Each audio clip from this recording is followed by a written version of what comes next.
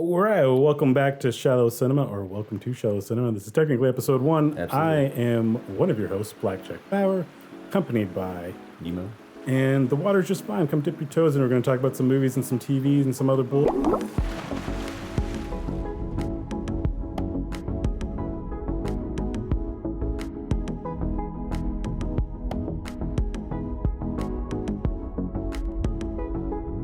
It's been a crazy year for movies and news. It feels like every day is something. It's been a crazy couple of years. I wonder, I mean, the whole world would be different, right? But I wonder how much Hollywood and cinema has changed because of the pandemic. Yeah. It absolutely all started with the biggest thing was them delaying A Quiet Place 2. That's where it all began. Was that the first one that got pushed? It was the first one, and then Black Widow was quickly after it. And then and then the whole and then the whole everything. world. It all blew up from there. And I think we are past the point now where there's no longer this is post-pandemic numbers or whatever. It's like, no, we're back in as full swing as it's going to be. Yep. We're back there. And as we'll get in with our topic this week, which is Adam of the Black. Yep. You'll see some differences in how numbers play out and how people want to go to the movies. And when we were there, opening night, Pretty decent. we had a decent crowd, but Decent crowd. not what you would expect for Yeah. The Rock led superhero movie But opening night. Yeah, it was very strange, especially because it was a Friday. It was the day it came out. We didn't go on the Thursday. We're not doing the whole pre-release, the Black Adam. I imagine attendance was about the same. Yeah, because, I mean, when it comes to a movie, if I really want to see it, I'd rather wait for the weekend. I don't want to stress myself out and be like, okay, I got to get out of here and then go to work on Friday or some stupid shit. I think Spider-Man was the last one I really, No Way Home. Yep. But they don't do midnight releases anymore either. They're just like, fuck it, we'll show it Thursday night at 7 o'clock. p.m. Yeah, we saw Spider-Man at that time too. But before we get into all that, we're going to get into a little bit of news. Yep, absolutely. So that was just a little Black Adam tease. Yep. You said you had a little bit of news, right? As of yesterday, like last night, they officially announced that Henry Cavill is not returning to The Witcher. You stole one of my pieces of news. Yep, I figured you knew. And he's being replaced by Thor's brother, Loki. You got to be Liam specifically, Liam Hemsworth, because there's 4 of them. I don't know. It's weird. It's coming. I don't think it has anything to do with this, but this is coming mere days after the confirmation that Henry Cavill is back as Superman. Yep. Not just because originally it was just he was contracted for the one Yeah, the little thing. bit that the only reason anyone was talking about Black Adam was like, oh my God, Henry Cavill's Yep. like that's all anyone's talking about. And it's honestly probably the money it made is like Superman's back. We will do a spoiler alert for the movie, but I mean, It's not a spoiler. I mean, you can't really. The Rock was talking about it before. I mean, if you use fucking TikTok, you've seen it already. But so I think that was Monday when it was when Henry Cavill confirmed, Yep. I'm back as Superman. Yep. And then Saturday, Yep. I'm not going to be Geralt after this season. So he's still in season 3. Yeah, he's finishing it off, which is for me. I'm like, That might be where I stop. I've watched half of the first season. I'm not a big Witcher guy. I like him as this character. It's fun, but at the same time, it's a little hard for me to get into, just a little bit. But at the same time, I really hate it when they replace a character or an actor, especially a main one, if the actor didn't die or do something horrible. So for this, Ezra Miller is still the Flash. Yeah, like for now, he really shouldn't be. And him like leaving is like that's sad. That's disappointing. It doesn't seem like there is any ill will or that there's any not at all shadiness or anything going on. In fact, both of them released, I guess you'd call them statements. I mean, they're tweets, but that's how shit works now. It's a statement. And, again, that could all be manufactured, but it does seem all above board. But I wonder, is this because of him taking Superman? Was that even part of the deal? It's like, if we give you this, you can't You got to stop do doing this. this other stuff. Are you in more of these Mission Impossible? Shave your fucking mustache. Well, spoiler on that one. He does not survive Mission Impossible. Oh, no. I've never seen a Mission Impossible movie. You just ruined it for me. But maybe the mustache survives. It's interesting you say, how far you got into The Witcher. Yep. Because I'm not a big Witcher guy either. I've played a small fraction because the game is fucking huge. of The Witcher 3, not even the other ones. And it was largely based on all these reviews of like the game does all these weird things. Like, I got to see how this works. And then I did get sucked into it. I'm on the complete opposite spectrum. I read the first book. Okay. Oh, yeah. Actually, so I was gonna say, this show has reawakened where I'm back into the video game. Yep. If I'm not poor at the time it comes out, I'm going to get the board game because it looks dope as fuck. And that's your thing. You love board games. And it made me want to read the books. Yep. Or at least some of them. Maybe not all of them. I liked the book that I read, but I was in high school, so I don't remember a lot of it. But I'm equally someone who I do not get into fantasy easily. And I'm the opposite on that one. Almost at all. Famously, for my host here, Yep. knows I give a fuck about Lord of the Rings. In fact, kind of adamantly dislike it just because everyone else loves it. But The Witcher really, I mean, I don't know what it is. It's something that's hooked me. But the first season that is a little bit rough to get through in that middle section, because it's also it doesn't ever tell you, but it's time jumping. Yeah, the time jumping exists. I had to. My parents actually really liked the show, and I had to explain to them, no, it's time jumping. Like I got it, but it took me a while to get it. And even as it's doing, it's like, but if you're gonna do it, will you? You need to either do a bit explain like it just a little. Do a bit. color filter of so I know like, oh, this is this, or something that tells me like it is now 20 years later. Like, oh, is it? Yep, because I want to know that. But they don't do that after season 1. Season 2 is they figured it out. I think what season 1 is also trying to do is like we have to set this world up. Yeah, you have. And there's a whole bunch of stuff we've got to get laid out to the point where it's almost too much. It is. But season 2 is much better in that regards and is much easier watch through. Yep. That's the thing is I don't think Loki's acting skills were mess it up. I think it'd be fine. It's just very jarring. Where I'm sitting right now, we have season 3 is I think announced to come out in summer of this coming year. Yeah, it should be. Right now, I'm just going to focus on that. I just want to watch that, but it's the whole time I'm going to be watching, knowing like this is the last of Henry Cavill's. Which it also could be a red herring. Could be a way to spruce up some numbers, get those views in, and then just be like, oh, actually, it's like a Sonic movie thing. We're going to change it. It could. But and I don't know what the overall plan is, but I feel like, and without having read the books, although I know the video games, while they're their own thing, they're canon to the books. They're very faithful. Yep. I think they worked with the author. They're like legit like sequels to books. Like it's like not even like adaptations for most of it. I feel like what the show is doing while adapting books is also literally building to Witcher 3, The Wild Hunt, the video game. Yep. Which is not dumb because the reason The Witcher is as famous as it is right now is because of this one game specifically. The first game, I don't even know if it did that well. It didn't, and it was real janky. Yeah, and it's almost cyberpunk levels. Yeah, and it's not to just discount the other games, but I think there's a lot of fandom of The Witcher that is, and I'm part of it. Yep, that's based on Witcher 3. We will be getting some more soon, if the game is good. We will be getting more of an influx, I believe, in getting more of these fantasy things, especially with the House of the Dragon just ending and it actually being good, which is what people were really surprised with, and it ending and bringing back that stuff. And of course, the epic Rings of Power. Yeah, of course. You get Warcraft Dragonflight's coming out soon, and then the new Dragon Age game is going to come out soon. We're entering a new time of dragons, so... The Age of Dragons. So, shit. I mean, they got to be doing a Dragon Age something, right? Mm-hmm. I mean, you figure. Yep. But so it's... We're going to get some more like these more fantasy things now. Where I sit right now, when season 3 ends, I will question, will I keep watching? If I keep watching too, how hard will it be for me to not judge Liam? Yeah. Someone's like, well, you're not... This is not my Geralt. It's gonna be really hard. It's just like you get halfway through the Harry Potter movies and Daniel Radcliffe's like I gotta head out, guys. Sorry. Right. Like it's pretty hard. That's a massive jump. And it's not just like because he look, when Henry Cavill took on that role, he even mentioned the first time I heard his voice was like, this is weird. Even the first time I saw a screenshot of him, I was like, I don't know about this wig because my image of Geralt is in the voice was the game. And that was a big thing too when the first like the wig headshots, which were like test shots, came out. People were destroying it. They were like, "Holy shit, this is awful." I mean, then it spawned the entire meme of like the Netflix, the manga, the anime, and the Netflix adaptation meme. Right.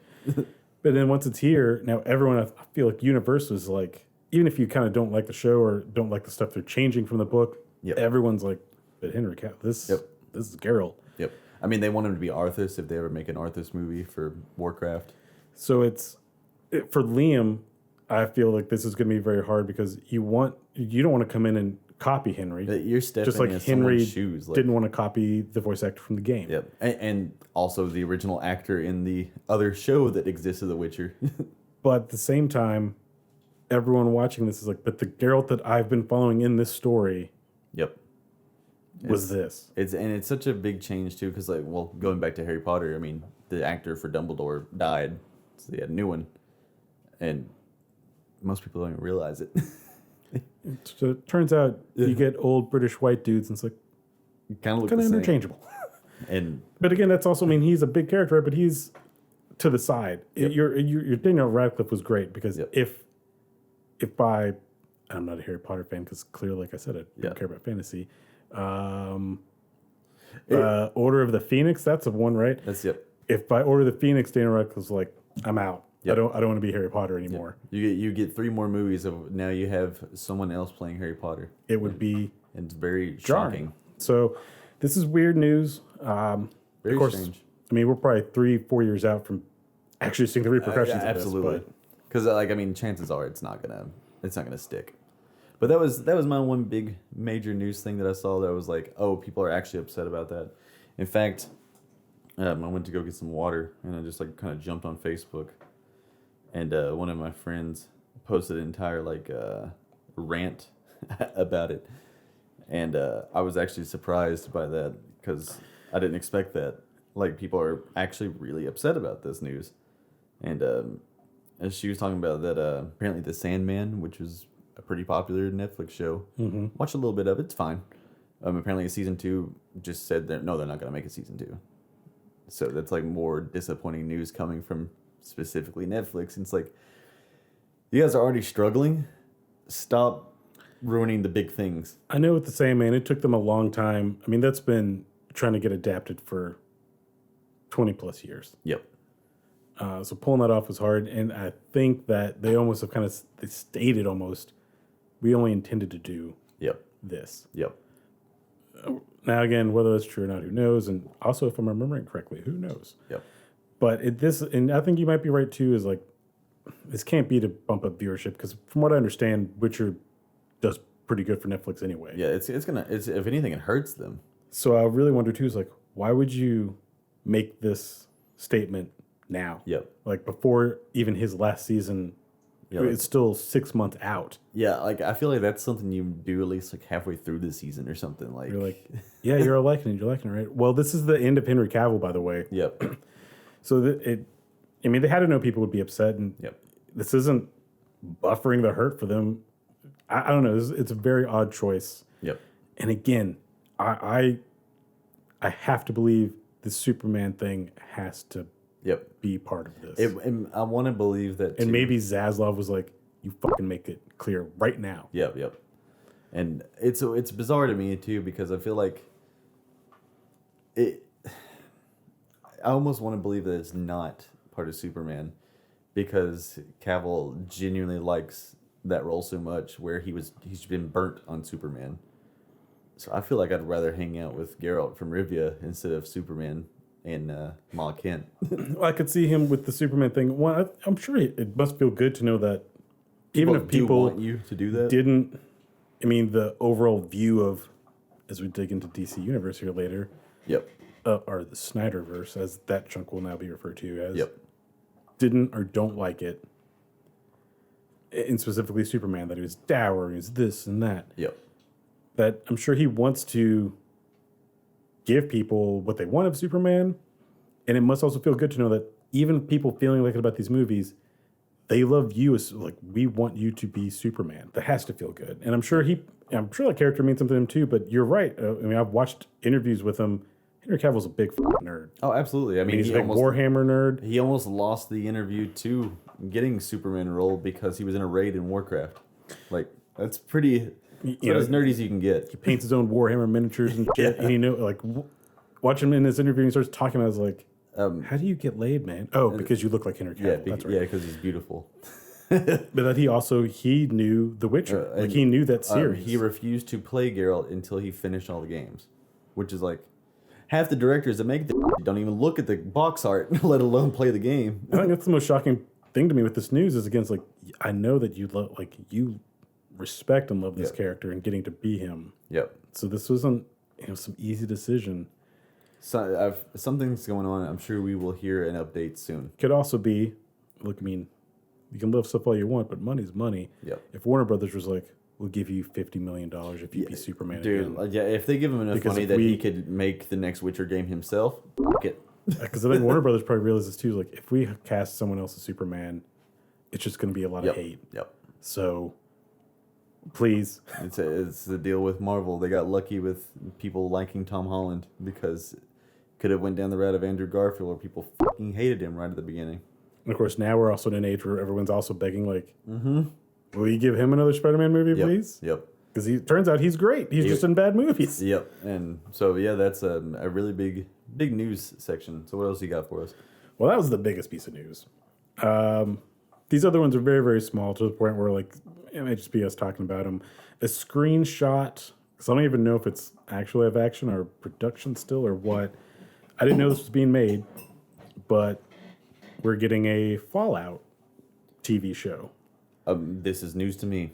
I believe this is on Amazon. Okay. I'm not going to go look it up Okay. right now, and I didn't take better notes. But yes, a Fallout show is being made. The only actor's name who I remembered when I read this news was Walton Goggins, who, if you've watched Justified, he's or a Kentucky native. bunch of, like, if you don't know him, when you see his face, you'll be like, oh, that guy. Yep. Amazing actor. Yep. He's in there. I didn't know this was being made either. And they did say it's going to, That's odd. it's going to have your campy 1950s nuclear aspect to it. They but need it's to. going to be, it's going to have what you want from the game. It's going to be the game, kind of brought to life. Which I will, full disclosure, I've never really played a lot of the Fallout games, but all my roommates love Fallout, so I've watched plenty of it. I messed around a lot inside 4. I dabbled in 3 and didn't like it. That was my first time. Yep. Didn't like it. Actually, I think I got to a part of the map that I was not supposed to be in yet. Yep. And was just getting trounced and couldn't get out. Yep. But, I do know what they are. And beyond the world itself it created, the thing of it is storytelling. So you can tell any kind of story. Absolutely. And if you give it this Fallout veneer and title it Fallout, I mean, you have instant IP recognition. Yep. And kind of like, unlike other things we're seeing right now, like Rings of Power, you kind of can't fuck it up as long as you keep these aesthetics and in this world building. Like Amazon being very bold. Isn't the Borderlands show also Amazon? Or is that a movie? Borderlands, the last that I heard, it's a movie. Eli Roth of Cabin Fever and Hostel fame is directing it. Lots of video game movies happening after Sonic. Borderlands was in development before Sonic came out. So, I mean, it's not like they're just like, oh, this works, let's do it. I mean, hopefully Borderlands is rated R. I'm not a Borderlands fan at all, but I am interested and excited to see the movie, to be honest. Like exactly 7 episodes. It's on our YouTube channel. I think the world and concept could make a good movie. The stellar cast, I believe, Sigourney Weaver, Jack Black, big others whose names I cannot recall. Jamie Lee Curtis. Maybe Sigourney Weaver's not in it. Maybe it's Jamie Lee Curtis. Or it could be both of them. Who knows? Who knows? But that was in development for Sonic. But yes, with the success of Sonic, and I guess technically Detective Pikachu, it is an adaptation of a game, but I think Detective Pikachu might have been what actually kickstarted Borderlands. Yep. I feel like we're about to enter an age. We're not there yet, but if you're old like I am, you remember a time where Blade and X-Men were the comic book movies, and they're okay. But okay at that point for comic book movies meant like, this is fucking amazing. I can't believe like they did it. Now you've got the MCU, you're spoiled. Like, this is going on. Comic book movies become big. Like they are your summer movies. Yep, that's it now. Video game movies for the longest time have been oh, this is a big pile of shit. You get ready to see this awful movie. Not the best, but the most successful or long-running one they hit was Resident Evil, which is borderline nothing to the game. No. And then there's some other movies that you find out later. It's just like, oh, wait, that was adapted from a game. It was so different, I didn't even fucking know. For the longest time, Mortal Kombat was the one where it's like, well, that's the closest, best one, and I like it, but it is a stupid 90s movie. It's a piece of shit. And Silent Hill is a pretty good movie. A little twist on the lore. Adding a little bit of news, Silent Hill, those two movies are getting a sequel. From the director of the original. Yep. Versus the sequel, Silent Hill Revelations, which was not him. Yep. So any reservations you have, you can put those aside. Like, this might be good. Yep. Very strange. But I think we're about to enter an age where video game movies are going to become our next big thing. Where I think studios are going to realize, oh, hey, if we actually try a little bit, we can make these good. We need to talk about it, but the elephant in the room is the Mario movie, which unironically looks beautiful. Like, it looks stunning. The trailer did. And if I'm correct, I think that was also in its pre-production before Sonic hit. It has been in production for a while. I think it was Sing. The movie Sing came out, and then that's about that time they announced that they got the license to Mario. But that is also a big deal, too, because, I mean, Detective Pikachu is, again, a catalyst for that. Because since the Super Mario Brothers movie of the 90s, which, if you haven't seen it, I highly recommend. Go on YouTube. It's totally free. Watch it.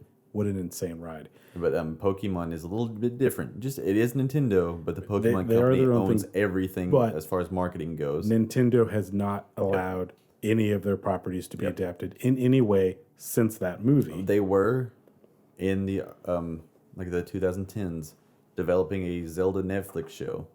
The cast got leaked. Everyone hated it, and Nintendo immediately pulled the plug. So the fact that they are doing it at all clearly must also mean, again, some stuff that's changing. And they announced it. Like, Nintendo's been announcing all the news. Illumination has not been allowed to. And I think that if this Mario Brothers movie hits, and let's be honest, it will. I think it will. That will be the tipping point of, okay, we can do this. Now, the question then becomes, actually, I do have another bit of news I'll add on top of this. Will it just be these kid-friendly ones? Will it just be Sonic and Mario and Pokemon? That is something too. Like you said, the kid-friendliness is something that I was like, because Mario doesn't have a story. Like, you can do anything you want with it. Like, it has like these little like tidbits, your princess but there's is no in story. another castle. Like, and the most story you ever got was from the Galaxy games, and like that was fun. But with this, it's like you have anything. Well, you there can was do. Mario RPG. Oh yeah, true. That is all story. But like showing the trailer, because I was like, it could be like someone made like a bingo board. Is like, is Mario gonna floss in the trailer, like that kind of shit. But them showing off like Bowser destroying a kingdom with his troops that are holding actual weapons. It's like, okay, I didn't expect that. Like, I didn't expect there to be like warfare in my Mario movie. I want to see Saving Private Ryan with Toad. Yeah, he's up in the air going, ah! That's Platoon. But, it is the question of, again, even if they do hit and it does start this next wave, will it also be MCU-ified? And I mean... That's what we talked about, too. Up until Deadpool, even though comic movies were the things, like, we're not going to make an R-rated one. What are you talking about? No. Like I said, Borderlands should be rated R. Yep. And I assume with Eli Roth that it will be, but who knows? Rob Zombie just made the Monsters. Yep. This other bit of news, this is very shallow news, but you're listening to Shallow Cinema. So Absolutely. Metal Gear Solid. Yep. The game series that I do really love, and it clearly loves movies. And it got fucked over. But it's been in development. Oscar Isaacs has been attached to it for some time, and as of a week ago, made reference again of he wants to make it. Yep. He didn't talk about what's holding it up or anything else, but just that he still very much wants to get this done. At this point, I think he'd probably be a good Solid Snake. Yep. I didn't realize that Oscar Isaacs was a big nerd. Apparently, he is. And that's why I wanted to play Moon Knight. Now I'm like, oh, it's not that cool. It's not that impressive you played Moon Knight. Turns out you're a fucking nerd. Yep. You're just like Henry Cavill, just super good looking one. Whatever's holding up, I hope maybe this Mario movie clicks that over to, and it's like, okay, let's get this done. And again, though, that probably needs to be rated R. Yeah, I don't see it being able to not be rated R. Can you do? I mean, you could do a James Bond, Bourne Identity level PG-13. You could do it. Was Mortal Kombat rated R or was it 13? The '90s one, The new one. the new one was rated R, Okay. and that was its biggest its selling point was, hey, we're finally going to do Mortal Kombat rated. But not only are we going to do it again, we're going to do it rated R. You're also going to have just- fatalities and blood. It also just had the same fault as the original, as they decided to focus on a character that no one wants to look at. And also not just literally make the tournament. Yep. I mean, I know that movie was building to it. Yep. That's fine. And we are getting a second one of those. Yep.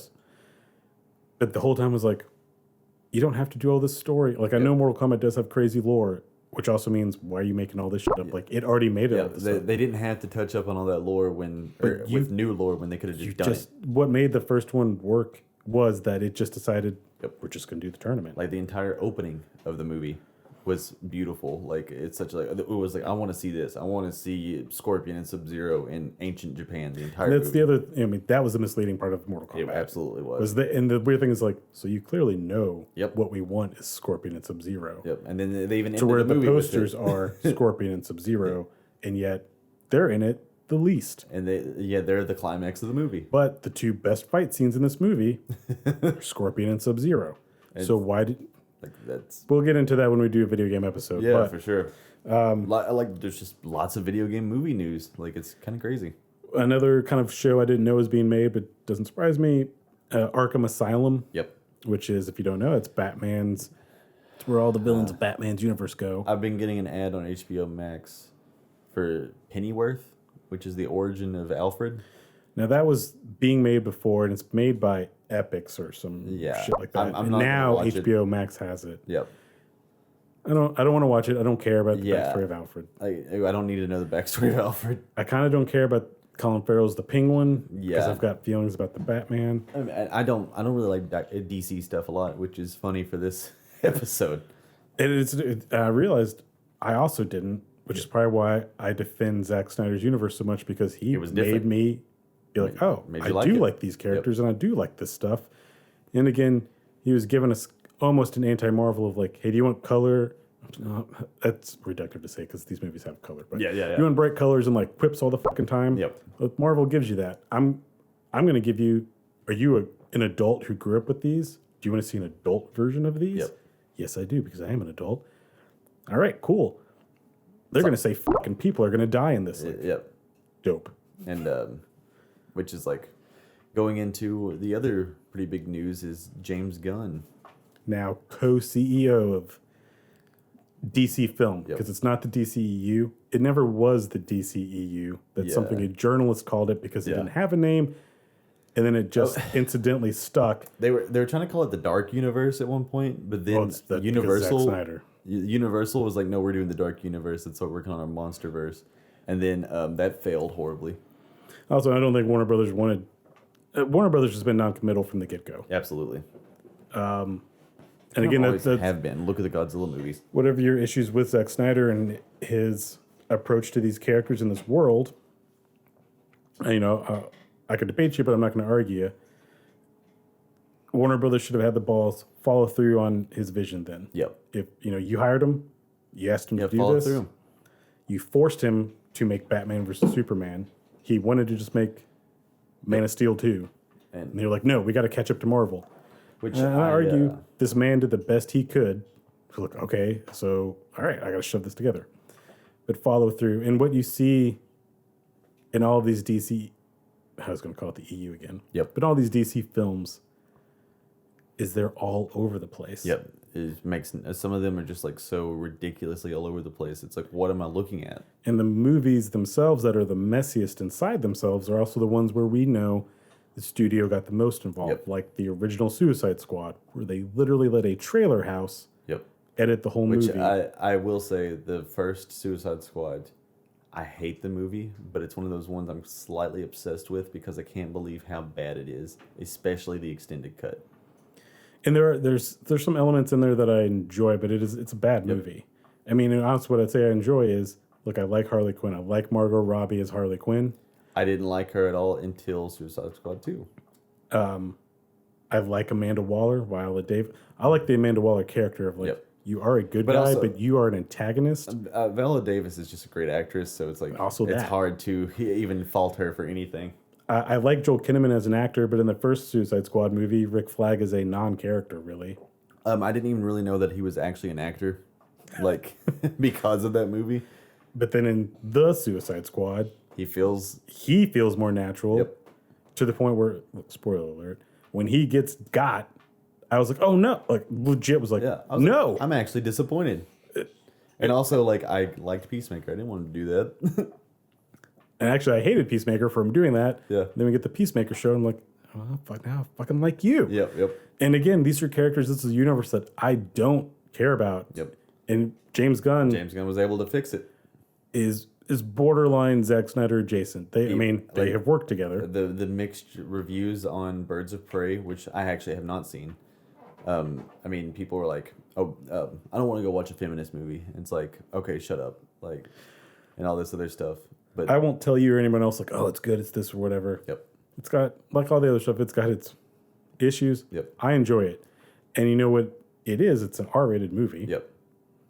And I kind of felt like not all of them need to be this, but like DC should lean into They should do more R-rated stuff, like get in all the way in. because you just recently watched the Ultimate Edition of BVS, Yes, and and- the epic 4-hour Yep. Zack Snyder's Justice League, Yep.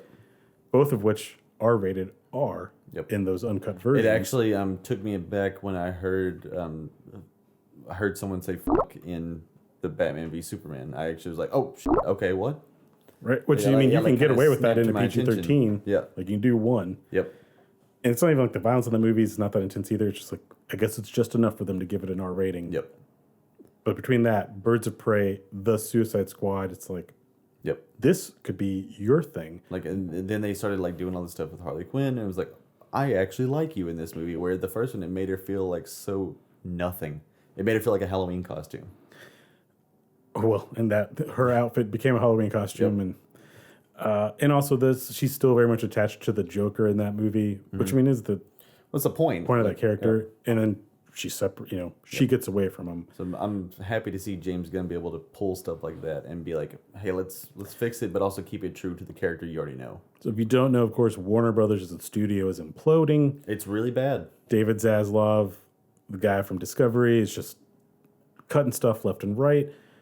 I didn't really care about the Batgirl or Batwoman. I don't remember now. Yeah, I don't even. Seeing it now, I want to see it because you're telling me I can't. Yeah, it just makes me want to look at it more. And also, I defend the right of artists and creators of like that movie's done. Yeah, like the fact. Let these people's work be shown the same way. Where even if you hated Zack Snyder or hated his Justice League, you should be able to give him appreciation of like, I'm glad you got to finish your work. Which I wanted to go into this. James Gunn put out a tweet yesterday. Apparently, Twitter is a cesspool, but apparently someone like tweeted at James Gunn is like, "Oh, I guess we're finally like we're gonna get really into the whole DC versus Marvel stuff now." As like just being very snarky, and the tweet's deleted now, which is funny.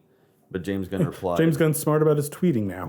Yeah. Well, no, he didn't tweet that. Someone tweeted him that. Oh, and sorry. they got embarrassed and deleted it because he replied. But he said, not only do I love Kevin Feige, he was the first person I told after I did this deal with DC. John Cena was the second. Contrary to popular belief, $1 less for Marvel is not $1 more for DC. DC and Marvel have the common goal of keeping theater-going experience vibrant and alive. And I agree with that. Warner Brothers like and very- Disney very may not mature. share that same ethos. Disney definitely. Disney's just like, whatever gets those fucking dollar bills in my pocket, that's what I want. And again, we won't dive into all of the James Gunness of the Disney stuff, but Disney also showing where they had no balls and firing him for a decades-old tweet. And then hired him back. And then hired him back because 6 months. because they realized no one else will take this fucking job. And also, Endgame's about to come out, and Infinity War, and turns out the Russo twins are just like, hey guys, we actually want him to come and direct the Guardian scenes. Because essentially, every artist agrees like they're his characters. Yep. I mean, we can't write them. We can talk. What more made about them this work with, is James Gunn. We can talk about this more when we actually talk about Black Adam, but I feel like James Gunn has a very high skill of taking characters that no one gives a shit about, resurrecting the franchise, because Marvel was completely dying before the first Guardians came out. It's also James Gunn as a writer and director, part of his not skill set, but just what he does. He is able, from his background, if you don't know, he comes from Trauma Films, which are the schlockiest of schlock, degrading B stuff, which is why you have a lot of gross stuff in the Suicide Squad and Peacemaker, because that's James Gunn's stuff. He's able to balance that, though. He knows how to write story and heart, and then also, indirect good action, and then also, like, do you want to see some gross stuff? I can show you some gross stuff, too. That's why I'm very happy with this decision, because while I don't really care much for DC, I have a nice relationship with watching his movies where I'm like, I'm curious. I've never bought into all the different YouTube channels and other podcasts as I delve into all the stuff of people saying, like, oh, you're a Marvel fanboy. You just hate DC and blah, blah. I was like, some people may just actually want to see any or all of these characters get their due on the screen, or get to see this stuff come to life.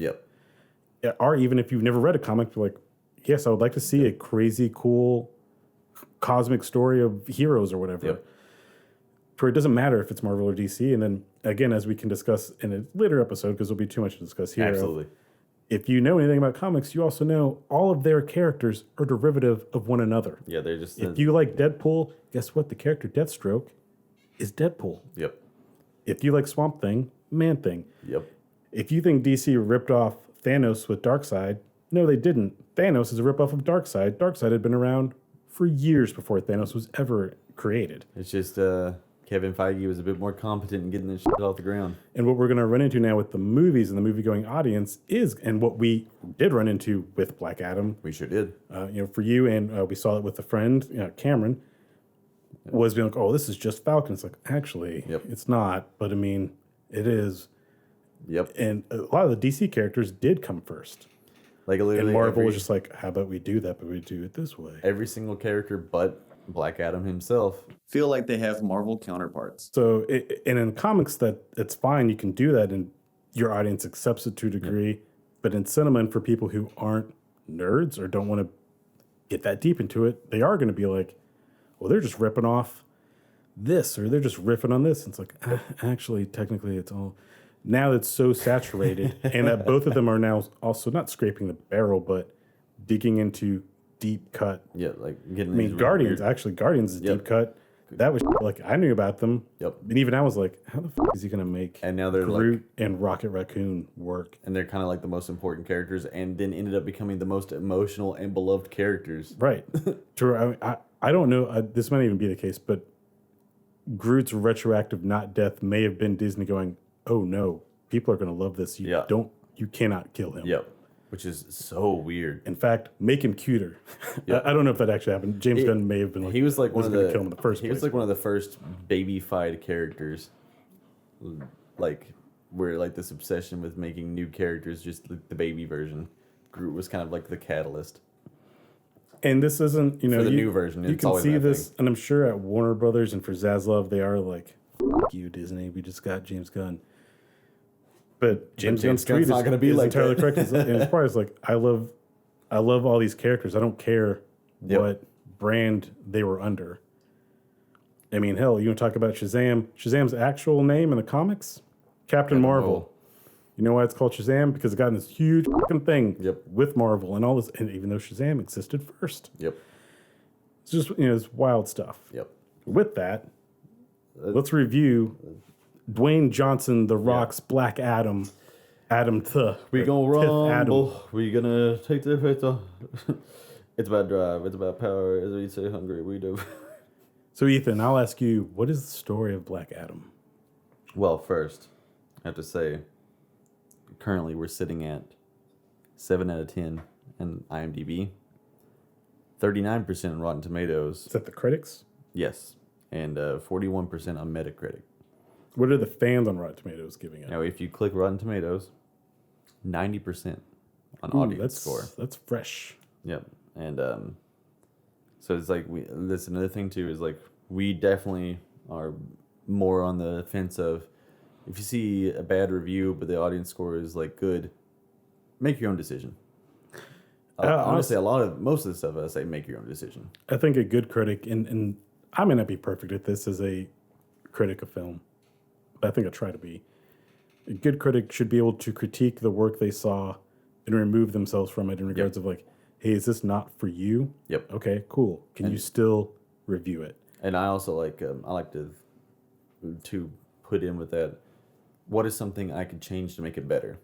Not just like, oh, this sucks, and that's it. Just like what sucked? Why did it suck? What could we have done better about it? And that being said, I don't think Black Adam was that bad. So going into it, going into Black Adam at all, I knew that he had something to do with Shazam. I mean, you see the giant lightning bolt, it's hard to even pretend that he's not part of Shazam. Let's also mention the fact that he was cast as Black Adam. I saved it because The Rock put out a tweet. He actually posted the announcement for him getting cast as Black Adam. It's funny because he's younger and has hair. It was 15 years ago, in November 2nd, 2007. So that's actually coming up in a couple days. It would be 16 years. Which I believe was right after Man of Steel. No, Man of Steel was 2013. So this was before even the Snyderverse even existed. I think the only thing around that time would have been The Dark Knight, like that stuff. So he's been cast as his character forever. Before the idea of a cinematic universe ever happened. It predates Iron Man by 1 year. Before a cinematic universe ever was even thought of. So, and I think part of where it held up was the immediate change of Iron Man then comes out, and then oh, we'll make a universe.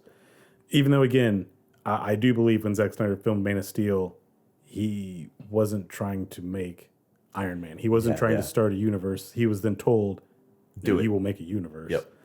But whatever. So, he's been cast as a character for a long time. So this has been a movie that has been the entire length of the MCU's existence in production hell or creation. Yep. With that being said, it's not a bad movie. It's very, very sloppy. It's I would say the best thing to say about it is that it's flawed. You're being very, very kind to it. It's flawed. And for something that's taken this long, I think that's the biggest it feels like it was written yesterday. Yeah. Actually, no. Let me rephrase that. It feels like it was written in 2007. Yep. And then somehow literally put together yesterday. Yep. And I think it's indicative of Warner Brothers. I feel like this was a whole lot of dicking around. Some of it was part of The Rock, because I also know The Rock eventually he wanted to fight Superman. Yep. Him and Henry Cavill share the same agent, which is The Rock's ex-wife. Yep. And honestly, I know the reason Henry Cavill actually is back is in large part due to The Rock. Yep, for sure. And him basically is like, do you want me? Then this happens. With that being said, getting actually into the movie itself, I watched the first trailer. That's the only trailer I watched. I really didn't know what I was getting into, but we don't have to go through scene by scene, but before spoilers, I didn't expect the movie to have stuff to do with demons. That kind of felt out of nowhere for me. I don't know if it's something that I missed in the first trailer or what, but I did not expect that. It's none of the... Well, no, I agree with you. The demons... It's not that it shocked me they were there because Shazam dealt with demons. Yep. And we got the 7 deadly sins, so I was fine with that. But it does feel out of nowhere in the movie in regards of the crown or the MacGuffin of the film, which isn't what the film is about. Yep. Really. But I guess it drives the movie. Yeah, it definitely drives the movie. And your main antagonist by the end is someone you kind of haven't seen the entire movie. Yeah. The main thrust of the movie is Black Adam adjusting to being in our time, the revelation of what actually happened in his time, and him fighting the Justice Society. Yep. Which is not the Justice League. Yep. I'm not going to get into all the differences and whatever. So we can go by just beginning, scene by scene. We don't have to break down the whole movie, but Don't talk about the beginning. I will say this. I didn't need the beginning. The beginning literally taking place in ancient times, voiceover narration from a kid. Yep. The kid in this story is the most 90s thing ever. So Down yeah, to riding a skateboard the entire film, even in places where I'm like, that doesn't seem like it'd be advantageous to ride a skateboard. one of my big things is I love musical scores. So opening the movie with like this little like quick scroll by, and then immediately into Bullet with butterfly wings. I was like, that was where a bold choice. you mentioned Suicide Squad. I hate that. I know. I wish they named it something else. Well, as a requel, they want to be confusing. But this is worse than Suicide Squad's music. Now, Suicide Squad was just shoving songs. Like, Now, there'd be 15 seconds of Rising Sun, and then 20 seconds later, we're in this other song. But at least the music they were picking there was like, related. this does fit the scene and what's going on. It seems like a trailer, which makes sense. I call this. I call this. Seems like someone's Spotify list was left on. I call it the James Gunn effect, because the moment Guardians came out, everyone wanted to do the same thing. Which is what happened to Suicide Squad. Yeah. So the first one that we saw, like, kind of really do that in the Marvel universe was Thor. Ragnarok. Yep. And then Captain Marvel tried to do the same thing. And then now you're starting to get that more. And then Suicide Squad was the first movie post Guardians. They do the same thing. And now this movie does the same thing as well, just throwing in all these pop songs. Except that none of the songs make sense being used with because Bullet with Butterfly Wings is what takes us out of ancient time to catch us to modern time. And it's literally the reveal of the modern city and this kid skateboarding. And again, it's like, okay, are we in the 90s? Yeah, like what? Like, why did you pick that song? Because at least Captain Marvel, they did it because like it was in the 90s. You're trying to set the tone of we're in the 90s. You get some Nirvana, get some Gwen Stefani. That's it. Thor, with Thor: Love and Thunder, which did it even harder with Guns N' Roses. Which at the very least was like, okay, cool. Taika Waititi likes Guns N' Roses. That's his favorite band. Whatever. So, okay. And then the first Thor is like, okay, Led Zeppelin makes sense. Vikings, and that's the thing that kind of sucks about this, because like even like movies like It started dealing with that kind of stuff too. Like just I love Bullet with Butterfly Wings, and I think you can use 20, 30-year-old music in your movie totally effectively. And I'm okay with that. I want it, but just it doesn't make sense. It feels like when you put together a movie, you'll do temp music to indicate, I want this kind of sound or tone or whatever. It feels like the temp file was left there. It's like, fuck it, they just couldn't figure out something else to add into it. And then the Kanye one, which comes in. I'll go through it. We'll get to it. Okay, because that is actually the most jarring. Yes.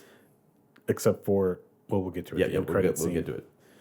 So you have that. And the stuff that's here is from the lore. Yep. Kahndaq.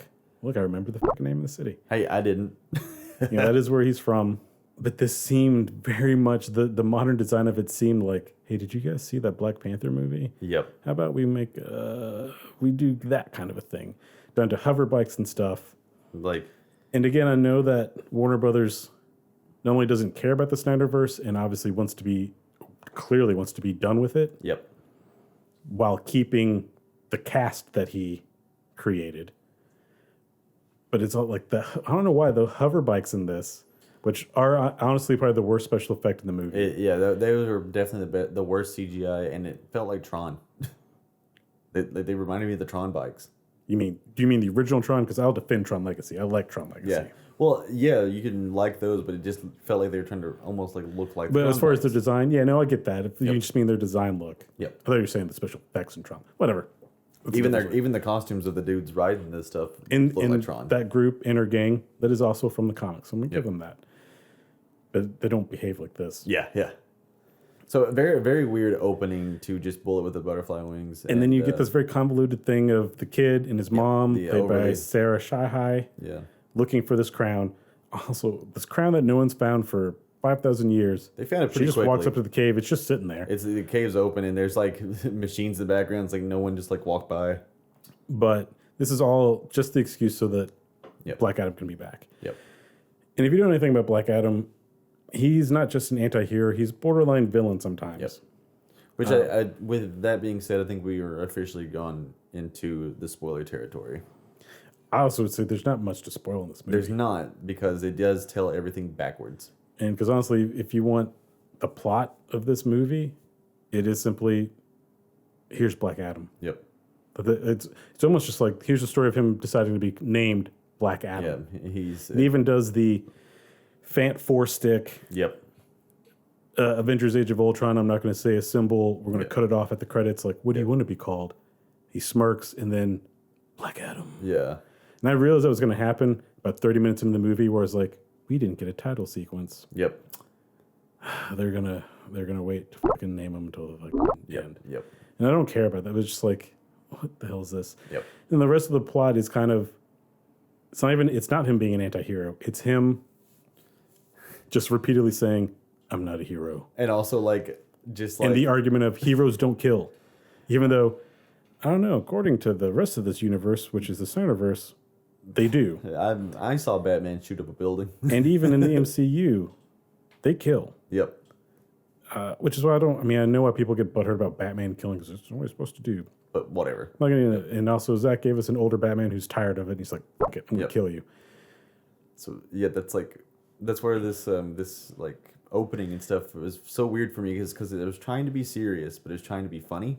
So you get the uncle character, who's the comedy relief of the movie. And sometimes he was fun. Other times it was a little bit like... It's a bit obnoxious sometimes. And almost like, do you understand the situation you're in? He kind of felt like the nerd character from Peacemaker. You mean Vigilante?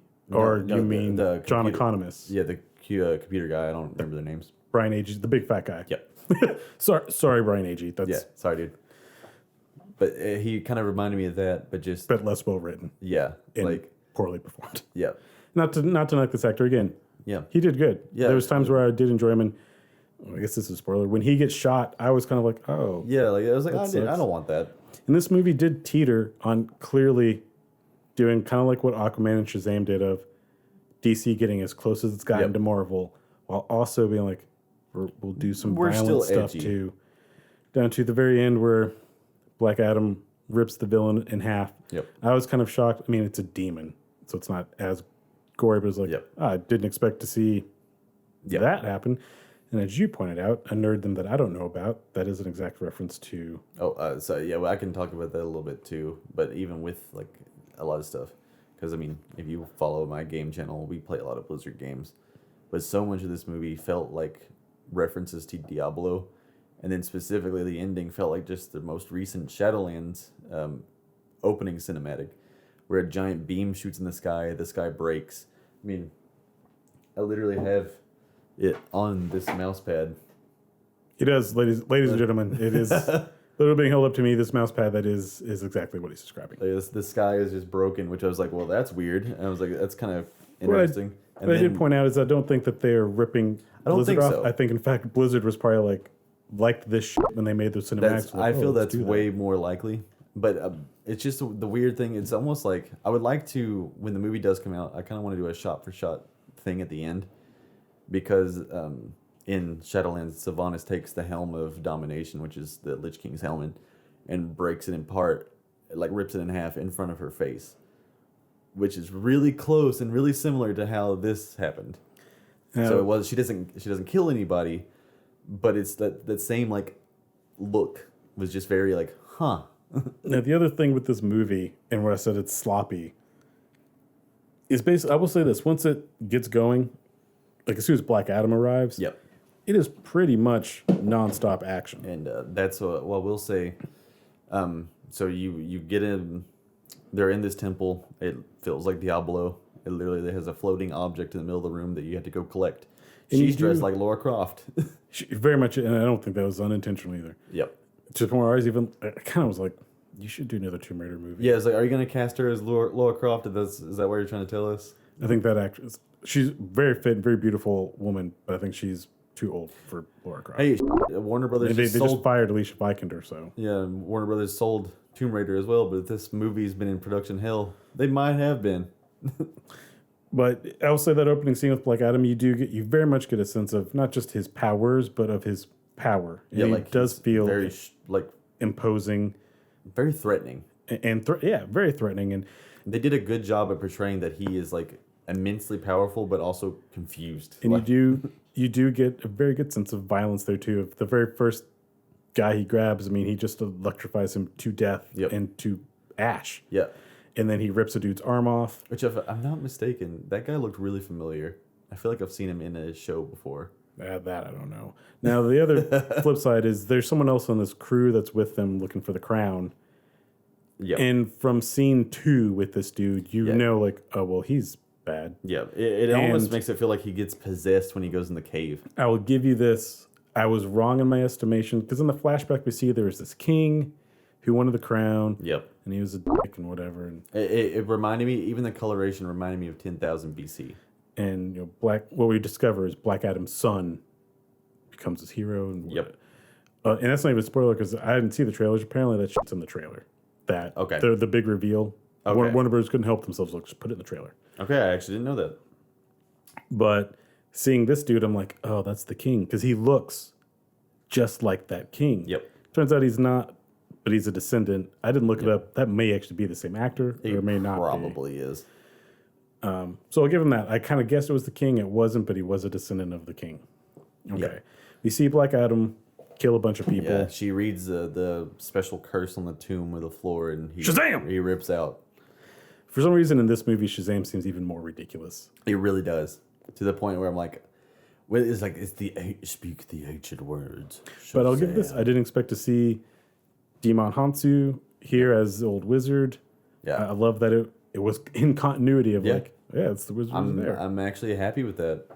I feel like they are plot holing stuff where it's like, I feel like the way the wizard set this up in Shazam was that they chose wrong and gave this guy the power Yep. and he almost destroyed the It's world. Definitely a red herring because it also stayed in line with the narrative until he decided to tell the truth at the end. Right. And again, it just seems like poor writing of like, Yep. we need to have a twist and blah, blah, blah. Yep. Now we also get introduced. But I do need to mention, most special effects in this movie, besides the bikes, were pretty good. Yep. By now you've probably all seen the missile penis-headed Yep. Dwayne Johnson rock shot. Yep. In the movie, Huge it's meme. fine. In still frame, yes, it does look ridiculous. Yep. Huge meme. But the opening action scene, it's a weird frame rate So going on between and then the rock and the background. absolutely, And- which we did watch it in IMAX. Well, and the IMAX also had an issue of fish lensing Yep. at the very edges. Which made the penis head thing even more. Which I had never experienced in another IMAX movie before. Yep. And I had just recently seen Top Gun in IMAX. Yep. Better movie. That can happen sometimes if it's not made specifically for IMAX. Which we the noted, poster says. as we talked about in the poster, that it didn't say filmed for. Yeah, it just said IMAX. experience in IMAX. Which now, be specific when you're looking at your posters. Look at the words they're Yep, yep. using. And so when you get the main two characters, they're escaping the cave, and they get in the car, their friend's dead on the ground, and they're leaving. And I'm like, the notes in the score that's happening in the background sounds like almost like an Egyptian version of Paint It Black. Then you hear those fucking drums hit, and Black Adam pops out the side of the mountain, and slow-mo scene. Which and it doesn't fit the action of the scene. Now, So jarring. would I have still kind of smirked or giggled using Painted Black at all in this? Yes. But felt if I was making this movie, I probably would also have like, we should put Painted Black in Yeah. here. You know where it should go? The fucking end credits Yep. when the name Black Adam is revealed. Like That would make sense. like Iron Man. Playing Iron Man. Because also, if you're not in the know, if you're not a comic book nerd, other than the title of the movie, like, you don't know that that's his name or that's a thing. Like, I don't even know what the name Black Adam even is. Like, it's like, is his name Adam? Like what We is do this? learn his name is Teth Adam. Yeah, yep. And his suit is black. And at one point, the kid kind of refers to him as the Man in Black, tries to give him Yeah, it a keeps- catchphrase, yep. which was very Terminator 2, which, But- again, harkening back to, Yeah. was this written in the 90s? It was very strange. And they do the entire slow-mo scene to that song. But it feels wrong because it's like, this is just the Quicksilver scenes. Like, it's the same thing as playing a fucking old song. And not done as well. Messing with characters because you're moving so fast. Like, oh, this guy's throwing a grenade, let's put it in his mouth. Like, just all this very strange stuff that I didn't expect, especially since the Flash is in the universe, and you already had that scene with the Flash moving around really quickly with playing old music, which is also like, stop. And I'll mention right here, I'm not going to try to pronounce his name because I know I'll butcher it. But the director of this film, Yep. I didn't recognize his name, and that is something that I look for because I attach to directors. Yep. David Fincher, in my opinion, being hands down one of the best directors ever. Looking up this man's work, he's done stuff. He's done stuff you know. Mm-hmm. For you, this wasn't mentioned in our episode 0 horror podcast, but he directed Orphan. Oh, yes, I saw that. Yep. Also, House of Wax. Yep. Which, I mean, that's a deep fucking cut. That's almost 20 years old. Yeah, very. But very recently, he directed Jungle Cruise, which explains why Rock. he's here Yep, because of The Rock. So clearly, The Rock likes this guy. And I have to wonder, how much was The Rock In control. in control of this movie? And maybe that was the issue. I feel like they almost gave The Rock control over what he says. Like, complete control over how he talks and, like, what... But I will say this, something I liked in this movie, I liked The Rock. Yeah. I liked him as Black Adam. And he didn't feel like The Rock. Like, yeah, very quickly on, I saw him as Black Adam. I did a didn't good feel like job. I was looking at The Rock. it did a very good job of that. Also, he didn't change into a tan T-shirt at any point. Now, he is speaking English, which immediately I'm like, how do you Very know strange. English? Especially when it's revealed later on. It's like, oh, you've been locked in this tomb since before man. But- like, kind of times. As I pointed out outside the theater, as soon as he, spoiler alert, when he switches back into Teth Adam, Yep. he goes back to speaking or I assume Egyptian or whatever Kondok's language is. When he goes back to Black Adam, he's speaking English. So maybe the power of Yep. Black Adam, he can just speak whatever language. Which, that makes complete sense. And I don't need the movie to spell that out for me. I kind of cool almost with feel that. like, you know what? That's the best thing this movie did was like that, entrusting me to be like, oh, that's how he does it. Yep. So I'm very appreciative of that. And also, he's been, I guess, in stasis for this long. So he doesn't talk to anybody. He just does. He refers to it as a sleep because he says, who Yeah. woke me? Yep. And it's then the reveal of like, oh, that wasn't, that was a prison. They had imprisoned you there because you did this. The whole fucking point of this movie is he's not a hero. He kills people. Yep. And so it's like starting off the movie like that and playing those songs and stuff is like where it really like I was like, this is odd. This is gonna be junk. So then we're introduced to our side characters who ended up being actually very entertaining. When I saw them on the trailer and on the poster, I'm like, oh, this is like obnoxious. And like, is this just I Suicide assume Squad you're 3? referring to Dr. Fate and All of them. Hawkman. Yep. And We get them. We also do get Adam Smasher, not the Atom, which Adam Smasher. I will say that is really funny having a character whose name is so close to Adam Smasher, and the first thing he does is smash him on the Black ground. I was like, was this entire thing a pun? Like, is that what you built up for? Which Maybe. I appreciate that. And Henry Winkler makes a cameo.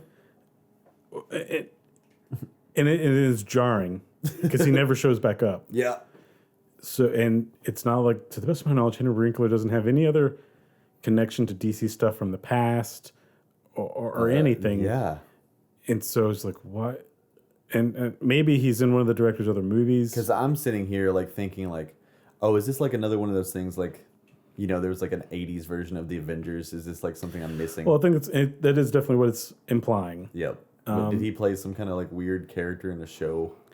But it also serves us no purpose to know that this kid has inherited this from his uncle. Yep. Okay. Because by the end, it doesn't matter. Just like there is a running gag between him and Hawkman. Where Yep. Hawkman's like, you and me. Yeah, like and this is over. I will say people in the audience did laugh at that. Like the joke landed for people. And maybe that's what your basic general movie-going audience Yep. wants. And maybe that's what it's playing to. And maybe Well, that's why it has a 91% rating. Yeah, that's why I was like, because for me, it didn't really work because I'm like, it's not really that funny. I don't know who And you it are. doesn't, that's a setup to no payoff. There's no payoff. Which is, if you haven't written screenplay before, lesson number 1 is setups and payoffs. Yeah, make it come back somehow. Like, it also feels like, oh, they could have had that come back because the kid's going to die.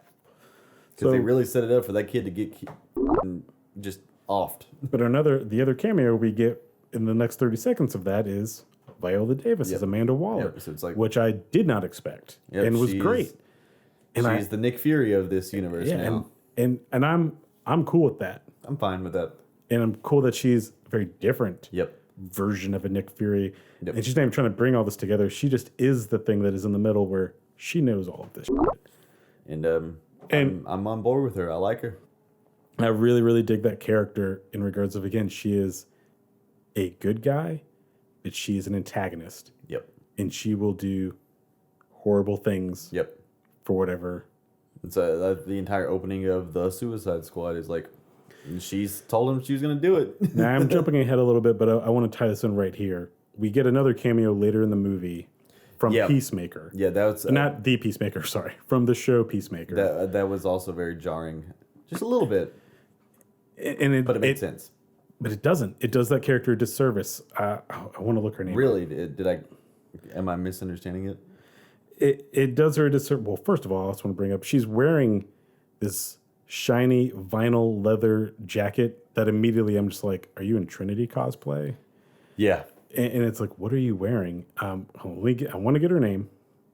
So the character's name is Amelia Harcourt. She's basically your second lead in the Peacemaker show. She's played by Jennifer Holland, who I think just recently married James Gunn. Yeah, they were married. In Peacemaker, which follows from James Gunn's The Suicide Squad. Maybe that's what we should call that. James Gunn's Suicide Squad. Yeah.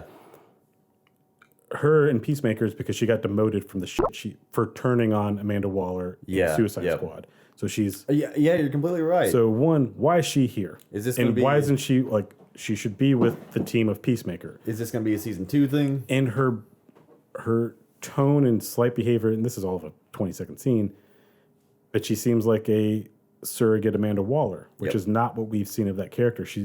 Most characters in Peacemaker hate Amanda Waller because they know she's dangerous and she will either kill us or whatever. It is. I mean, literally, one of the characters, it's her mom, and she still hates her. And it almost seems like the scene was supposed to have Amanda Waller. Yeah. And they couldn't get Viola Davis to actually not do a... They got Amelia Harcourt. Because all the stuff we see of Viola Davis is all screens.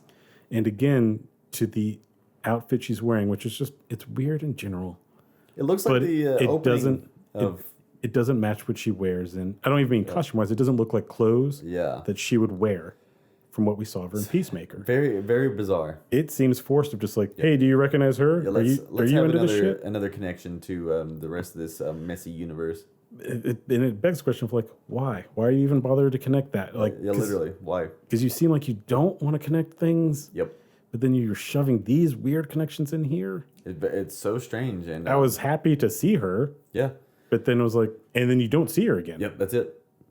And very strange. But like with adding all these cameos and stuff, like now you get these 4 new characters. And you get, which it feels like for both Hawkman as well as Dr. Fate. Dr. Fate, we should know who these people are. It really like introduces them as like, you should know these guys. I'd say more so Hawkman. Hawkman is given especially no background to your audience. And some people kind of complain some Zack Snyder stuff. He didn't really hold your hand. And because I was a nerd who understood enough, it's like, I know who these are. I know that Batman's killing because this is old Batman. Yep. And Zack just didn't feel like, I'm not going to explain it to you. This is different. Yeah, this is the one where it feels like you need a little bit. And Hawkman is a weird fucking character. Yep. And he's been different people. In the comics, one who is immortal. Yep. So at one point where he says he doesn't fear death, it's like, okay, well, are you the immortal one who regenerates? Right. Are you the alien? Or which one are you? And then the Dr. Fate guy.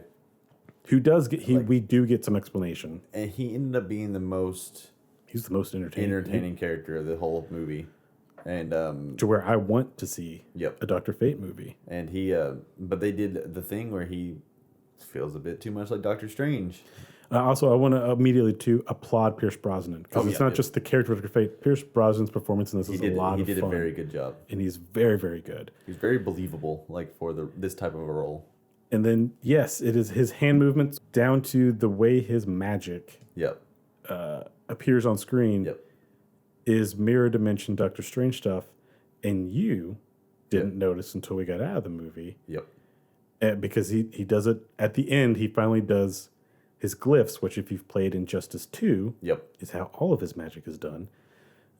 And it's like, why wasn't he doing this before? And that feels like a studio note of make it Doctor Strange. Yep. Everyone likes Doctor Strange. Down to like even him saying, "Hey, someone's gonna die, but if I tell you how, it's not gonna happen," kind of a thing, which is like.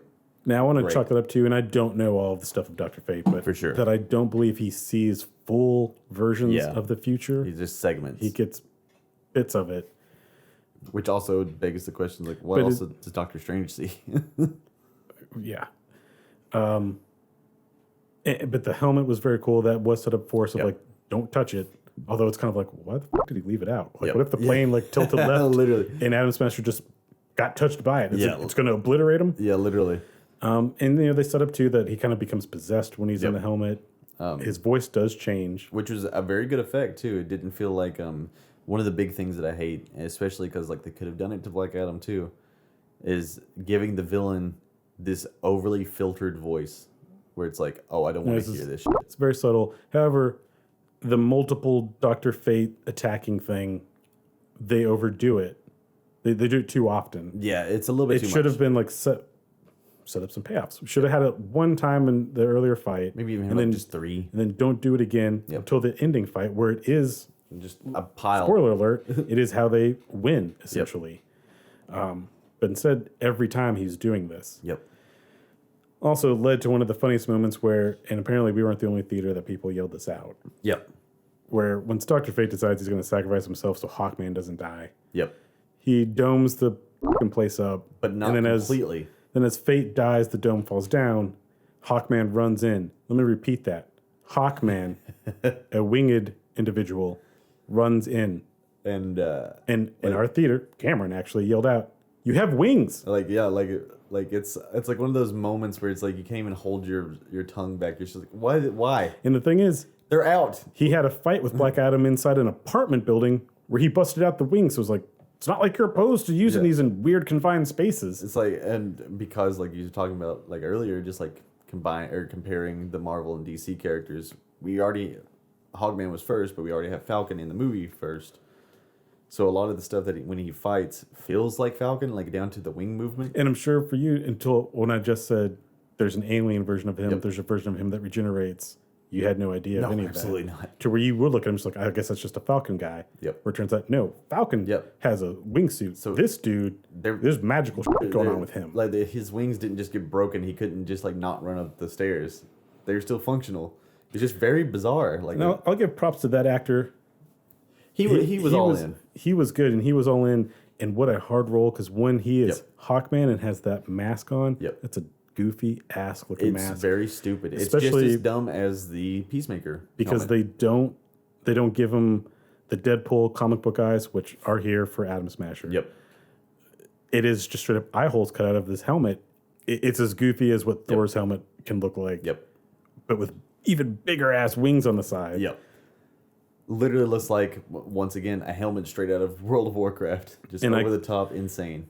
And I was just like, man, I know some superhero costumes are goofy, and some of these actors must feel goofy wearing them sometimes, but like this one, Yep, it's pretty different. when you're in the mask, And that's the thing too that I was really surprised at is that he's not constantly taking off the mask.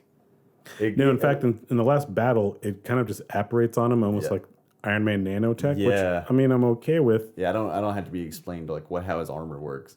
but Like even his weapons just transform. I'm like, I buy it. and part of what it is well, it's magic, and it's this type of metal. They mention the metal, they don't explain it. I know what it is. It doesn't matter what it is. Yeah, like The main yeah. point is like, he's in no way explained to you. no. It's Even down to why does he have all this power? Like, why does he have all this money? Why does he have a Professor X backyard with the? And I think it's only one of plane. 2 times, maybe 3 with Antarctica, that we get a Chiron at the bottom telling us where we are. Yep. And his is Hawkman's estate. Yeah, like you didn't even get the. And the so I have to tell. imagine, like, for you, are you reading like going like Hawkman's? What? Yeah, like who? And And then the because grounds open up, and his giant plane comes out. that was probably the worst CGI in the movie. And I didn't look up. I don't know if that's comic book Yeah, accurate or not. but it really felt like Professor X. It's even shot in the same almost way, and it is one of the other worst looking effects. Yeah, like you could have put that like directly into like Agents of Shield or something. Like it was pretty rough. And what was our other character? What was her name? Whirlwind? Yes, basically Susan Storm. No, Susan Storm's power is invisibility. Oh, you know what? You're just thinking of Storm. Storm. My bad. It's a shame they all have these stupid ass names, huh? Who, as the actress, again, very likable, very charming on screen. It also like she's the first of this group that's introduced. But in this world, in this context, a question that I begged was, first of all, who is Justice Society? Yeah. They say it, look, we're the Justice Society. It's like, And I think they who even are make you? a joke they're not the Justice League. And I'm also kind of like, I know Zack Snyder's Justice League doesn't count, but even Joss's Justice League's like, where were you when Steppenwolf and or Darkseid was coming? Yeah. But so it's these four, and two of them are new. That's Yep. clear. Like And they've never gone on a mission before. It's like, Which why is Amanda is- Waller? It's also really hard to like ignore the X-Men type of thing with this because it feels like they're the new X-Men. Let's get them in Those here. two specifically. Yep. I mean, only actually. I mean, Dr. Fate's power. Yep. We're kind of told like, look, it's this helmet. This helmet comes from Yep. an alien world. Blah blah. But they're like mutants. They have like mutant powers. I mean, she even explains eventually that a doctor experimented on her. Yep. That's how she got her powers. Which, again, thank you for giving us some background on some of these. Yeah, but yeah, for sure. and then the two of them, Atom Smasher and Whirlwind or Typhoon or whatever her Yep. name was. I'm sorry. You get a little romantic comedy back and forth between them. It's not much, but it's also just there. It's like It's not needed, you could have cut it out and it wouldn't have changed anything. other than I guess there would be The runtime. 90 seconds less of these two characters. Yeah, and like they also felt like just completely like They're I mean, Atom Smasher is incompetent. because of He shows up, he goes the wrong direction. Yeah. He gets there and gets big. Probably causes as much damage as Black Adam causes. and then passes out. Yeah, he pins Black Adam down and then he gets knocked out. Yep. Whirlwind, she sure does whirlwind She around a makes lot some and wind. throw a lot of pipes. And like for the Me Too, like for that one, because of also the most recent installments being the Suicide Squad and Peacemaker, it's like you two are gonna die horribly is what it makes it seem like they're set up to do. And there really is no reason why in that fight that Black Adam Wouldn't have killed them. wouldn't have killed him. Yep. Because he's killed everyone else who's come at him. Yep. It's not like he knows, like, oh, you guys are good guys. And I mean, seemingly he does try to kill Hawkman. Yep. Hawkman's just got invincible armor and is a good fighter, but like these other two Yep. should have just gotten butchered. Yep. And it's like I really liked is like you like the two, you don't like the other two. So at least they give you a balance of like they're just there. And eventually, towards the back half of the movie, they kind of like They take a back fade seat. away and like, yeah, they're there. They're just some background visuals. But it's really Fate and Hawkman. Yep. Which is well, that was a good decision. But the other part of what makes this movie sloppy is it's a constant back and forth of, I'm not a hero. Yep. But you can be. Yep. Okay, then I will be. Yeah. You should hear them out. I don't hear people out. But you should listen. All right, I'll listen. Yeah, like that was a real like that felt like a real line where he was literally just like, I'm not gonna listen to him. And she's like, well, can you? And he's like, okay. Like And I'm glad the movie didn't implicitly do this, but like you find out in a flashback, Black Adam's son gave his power to his dad, so his dad wouldn't die. Then he got arrowed, he died. yep. Black Adam Died instantly rather. Like he wasn't just mortally wounded, it was an instant kill. Black Adam lost his wife and his child. Yep. At the end of this movie, mom character and kid character kinda clearly gains are them. connected to Black Adam. Yep. To almost expected to be like, new wife, new kid. Yep. Got it. Yep. And then you get some more stuff with like Black Adam's introduced to the world. He doesn't understand anything, which is like I would be more terrified. And I wish the movie would have maybe delved a little bit more into this, where it brought up once Justice Society shows up, they fight him for a little bit, they meet mom character. Yep. Mom character basically calls them out of, we've been oppressed for 3 decades. Yeah. None of you have ever come to do anything about this. Now we get a hero. Yeah. I'm not a hero. Yeah. And now you're gonna come take him away. Yeah. And then they're like, hey, actually, And they don't have an answer for it. So it's like, hey, you're like a professor and all this stuff. You research this stuff, and she's like, yeah, I've researched Teth Adam for years. He's a hero. And they're like, we actually have some documents that says he's not. And she's like, okay, let's go confront him then. And it's like, okay, is it just like you didn't even get any proof? You're a professor, and you're like, you're not gonna like even be like, oh, you're bullshit. He's got a shiny eagle helmet. He's talking. He knows what he's talking about.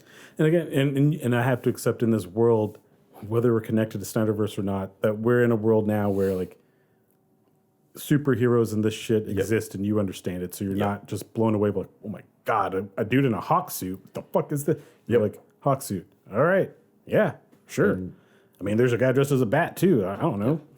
And that was the thing too, is when Adam actually wakes up in the kid's bedroom, he visually kills every single member of the Justice League because they're all posters on the walls. So eventually, Black Adam gets knocked out Yep. in this opening action scene. How the mother carried that body into the truck and got him into the apartment. Yeah, There's a whatever. reason why we had a scene change because Yep. you can't lift the rock. Yep. I mean, a normal human being probably can't lift the rock. Her tiny frame and the chubby brother, they're not going to do it. He wakes up, connects with the kid, and immediately I knew like, fuck, this kid's gonna be like a central part of this movie. And with Black Adam, great. And he is, unfortunately. Yep. It had the same kind of and like the kid feel as loves the Dark Tower. Superheroes. So very much like Shazam, where it's a world where Wonder Woman and Batman exist, and they're also now commercialized. Yep. Because I think at one point we even see a Wonder Woman comic that he's reading and stuff. He And has the posters on every single wall. And I'm fine with that too. In fact, I think it's kind of cool and would make sense. Like, I guess we would do that if this happened. It makes sense. His room is plastered in pretty much, and actually in only the heroes that we have actually seen of Aquaman, Wonder Woman, Batman, and Superman. And as he's waking up and exploring this room kind of thing, he just... He immediately lasers Superman's face, which that one I was okay with too, because I know like they have a beef and it's gonna be a thing. That's cute. And I like that he lasers the face off, so it's like they didn't have to get Henry Cavill's face. Did to get his likeness. Maybe where they're filming, like we don't know if we're gonna get him. Yep. But then when he and Hawkman have a fight in that apartment, they're specifically pick up close up shots during this fight. Every single one of those heroes or posters or symbols gets smashed or destroyed. Yep, in some way. And I can only see it as a visual motif of Warner Brothers saying, let go of what we did in the past. That's what it felt like. Like, no, those characters will still be here, but like they're not those It's versions exactly of what those it felt characters. like. So, yeah, like... And it's forced. It feels forced. I will say, like, all the fight scenes and stuff and, like, him, like... They're fine. Like, they're all good. Yeah, None of them are exceptional. Yeah, like, it's entertaining, but it also, it was just a little forgettable. It is, because so I said none of them are exceptional. There's not one where if I wanted to watch this again, I'm like, oh, I'll watch this scene. Or, and again, even if you don't like Man of Steel, I think everyone kind of agrees a Smallville fight is pretty dope. Yep. And you really get a sense of every one of the strength that they all have. And it is memorable. Like, these are superpowered people just beating the shit out of each other. Oh, yeah. You know, I had actually kind of forgotten about it, but one of the main plot lines of the entire fucking movie was the adamantium, the element shit. Eternium. There you go. Eternium. Ethereum. Unobtainium. That was like that's the real MacGuffin of the movie, and apparently the technology that they just drop. Yeah, it's only for half. Like I said, the main villain. Look, eventually the guy you think is the bad guy is don't think. Yeah, the guy who is the bad guy, he gets the crown. Yep. Turns out for the crown to work, he's got to die. Black Adam's gonna be the one to kill him. Yep. Okay. I think it could have been anybody, but yeah, whatever. I assume anyone holding the crown getting killed by the power of Black Adam would have done it. When he comes back as Sabak, which is the big demon, which is from the comics and is a deep cut. That I'm actually surprised to hear. I don't like Sabak's design here. He straight up looks like Tenacious D's the devil. He looks like he's from Raid Shadow Legends. Or that, because we've had no buildup of one of Sabak, like or even the guy, technically, other than he wants the crown. He wants the crown. The demons that you see in hell apparently look infinitely more interesting. And a lot of people have referenced this, and like I did think it looks better and good, but it made everyone think of 1997's Spawn. It really did remind me of Spawn. But again, this is a good visual effect versus Spawn's was a horrid thing. But we've had no background or build up to them, so that when he arrives, I'm just kind of like, okay, who cares? Yep. And even down to where they're like, don't let him get on the throne. I was like, I don't understand. What does the throne do? Because I don't think it even set it up in the beginning. It's just if he puts the crown on, he's going to get this power. That's the thing that's like. And it turned out to be if he sits on the throne, he can shoot a laser summon in hell. the sky. Well, yeah, you get a sky beam, and then hell comes. Well, I guess it comes from a specific destination because it's just Kondak that it's starting at. Yeah, very strange. But when he gets ready to confront him to go kill him, that's when it's the most jarring song of the movie, which is Kanye West's Power, which is also an unfortunate song choice. Just specifically, so what's going on with I wonder him right now. when this comes out on Blu-ray if it'll still be there. I think it'll be changed.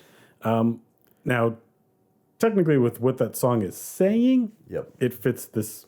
Actually, it doesn't fit this specific scene, but I get it fits of no one should have like shouldn't be this powerful. Yeah. Whatever. But it starts while they're in the plane talking about how they're going to attack this. Turns out Black Adam's already gone. He's just wrecking shop. Yep. The song starts in the plane to the point where I thought it was diegetic. I thought it was playing in the plane. It almost seems like it would have been a gag where he turns around and The Rock is playing with an iPad or something. Like he's like, "What does this button do?" Like kind of a thing. And then we cut to him like wrecking shop, and it's just like, and the song ends as abruptly. Yeah, from my memory, it doesn't have any of the actual song. It's just no one man should have all that power. Yeah, and there's and then it's just kind of it. It doesn't do any of the rap parts, so it's like I don't even know if it's entirely a minute long. It's not. It's 30. I would say at best it's 30 seconds of this song. Very, very strange. Like I said, I understand the song usage, but like Sloppily placed in there. Where they're grabbing these songs is so bizarre. I mean, I have it written down. Yeah, they play "Baby Come Back." That was like a big joke song. That will I'll at least give like that was that character's that was the joke song. Yep. So it was like, and that to be honest, that was the one. That was from the uncle character within the movie. Also fit when it came back. It didn't knock me like, oh shit, this Baby Come Back. I was like, oh, okay. It's like, no, he's listening to it early on and singing. I mean, that's kind of a weird scene. Like, okay, cool, he's outside singing, got it. But it comes back. Yeah, when he pulls up to save the day. But let's talk about saving the day. So, Sabak is summoning hell. Yep. You get some kind of wonky looking zombie demons. They don't look that great. Also, very Diablo-esque. They don't look great, but I would argue they don't look bad. And I think part of it is I like the design. I like the ember glowing from within kind of At least every single one is unique, and they're not just the parademons. But also, I think the parademons look cooler. But they do, but they're all the same. But it also appears to be about, I don't know, 18. That's about all. Dude, yeah, it doesn't look like an invasion. There's not that many, and also apparently they suck. And you don't see none of them win any fight that they're in with the civilians. By the way, that's all they're fighting. The main kid character obviously has plot armor, but he still kills one with a skateboard. It's like, okay. And main kid character rallies a small group of civilians. And it's one of the it's actually one of the only time too where like it's clearly an 80-yard line because I caught it was like his voice doesn't sound. It does not sound like him. It doesn't. And also tonally, isn't matching the space that he's in.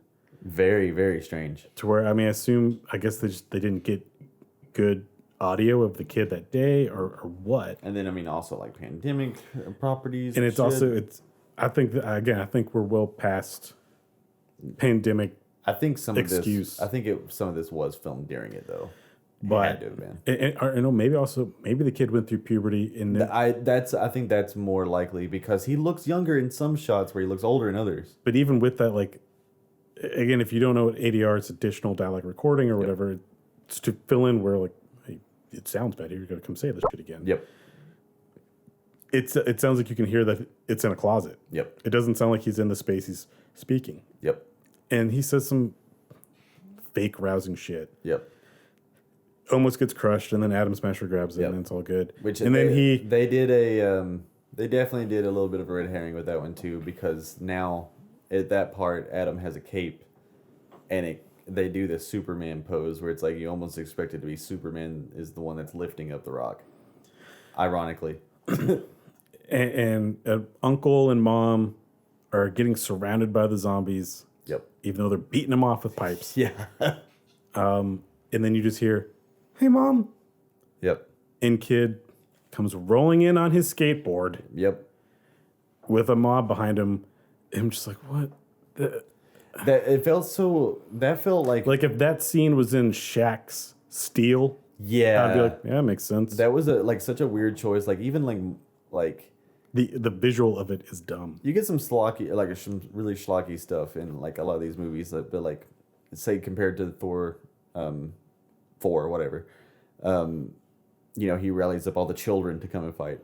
It seems like all those children packed more of a punch than these other people fighting demons.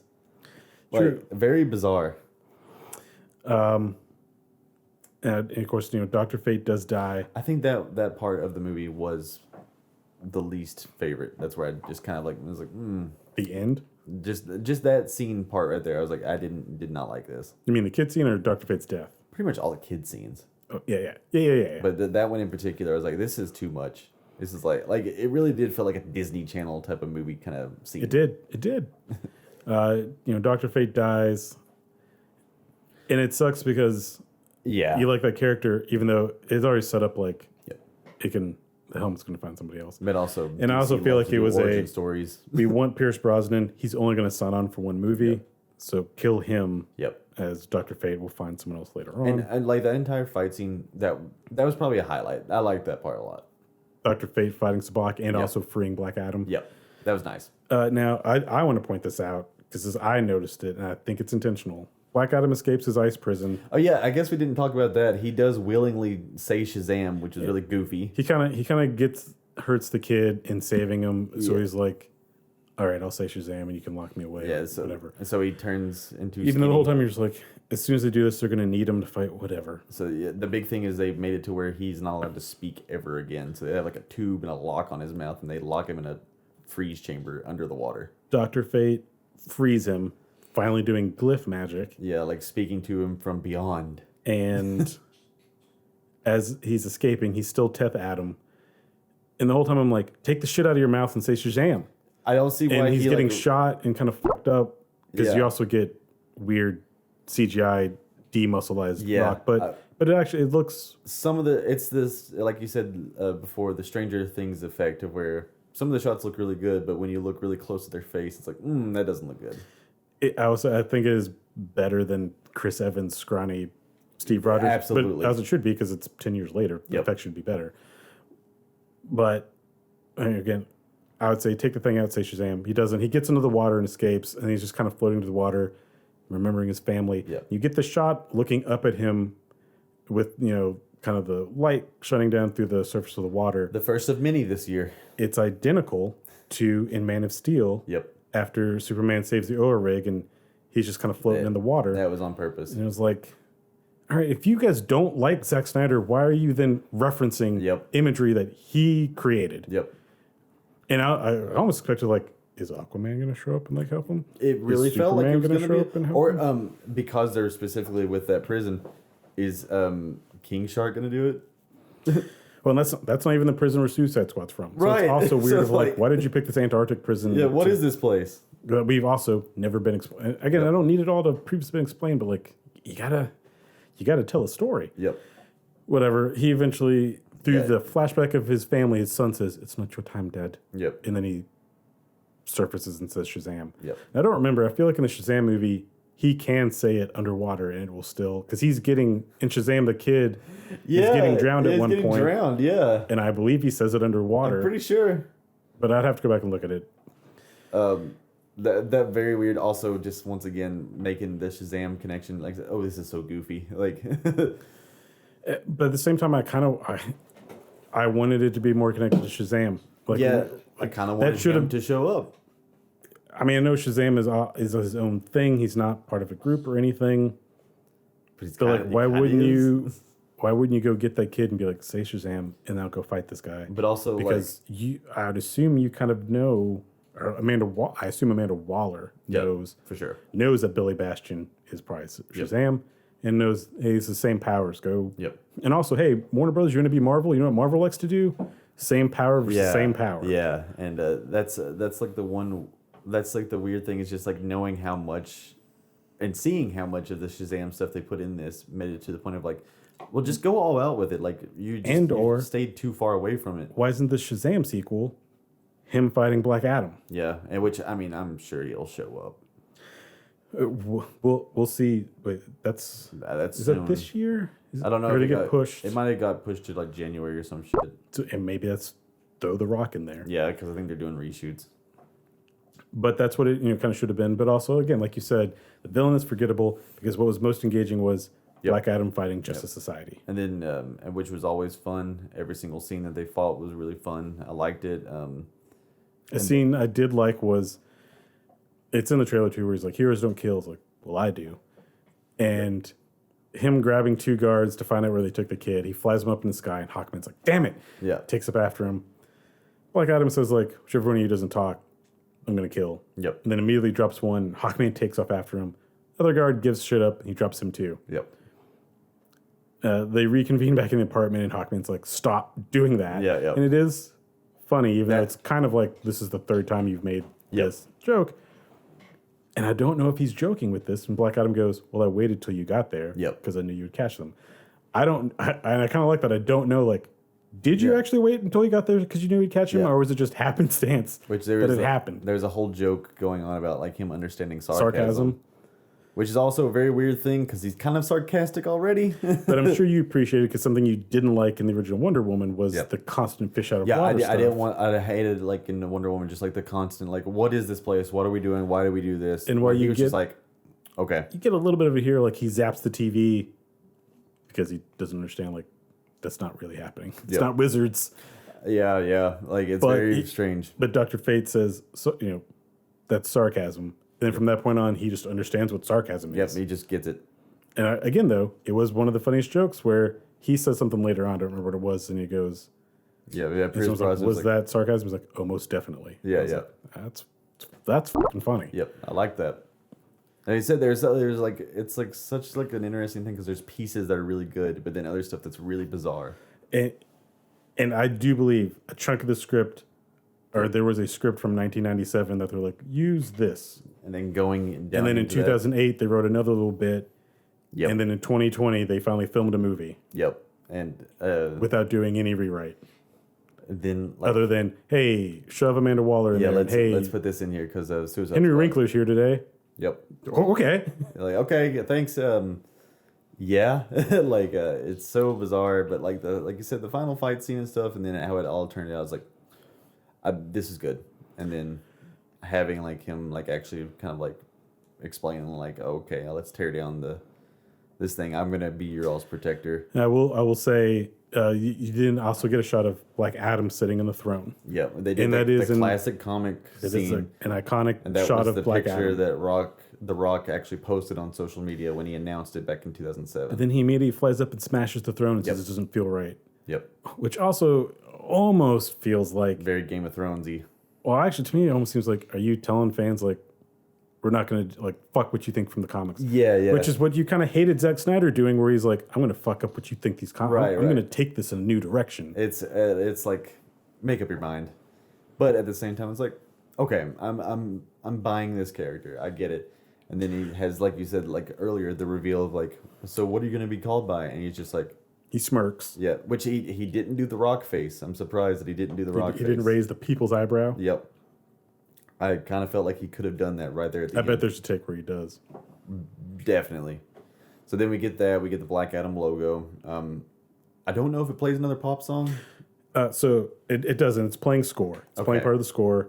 And you get your kind of main credits. Yep. And this is, again, everyone knew it was coming. One, because they didn't even try to hide it. Yep. Down to the Rock was straight up telling people, yep, he's in the end credit scene. Also, I have to say, that ending credit when Amanda Waller shows up is like a drone like projects it. I feel like if I was Black Adam, I'd zap that thing. It's right like, that's demon Maybe magic. he's learned like, I will wait. I'll hear it out. But this is the other musical note I want to say is, and before you get to that, I found out this was not a reshoot or a pickup. Okay. I think a visual effects artist or somebody said that was always there. Yep. Like what they did originally was like Shazam. They had Superman, but you didn't see his face. Yep. So it was either from the neck down or they had his face obscured. Yes. Then with the power of The Rock, and I guess Henry Cavill was available, they got him, so they shot him. Yep. So I guess the Henry Cavill part was a reshoot, but Superman being there was always there. That was part of the plan. But what's weird about it is the scene feels like it's shoved into these credits because the music is playing over these credits, right? And it doesn't stop or cut at a beat or a point that seems natural. It's a very jarring stop to the music. Yes. Like that I immediately noticed, like, whoa, oh. Like almost silence. And I think this says a lot about the movie, and I don't know if this even goes into the 91% rating it's got.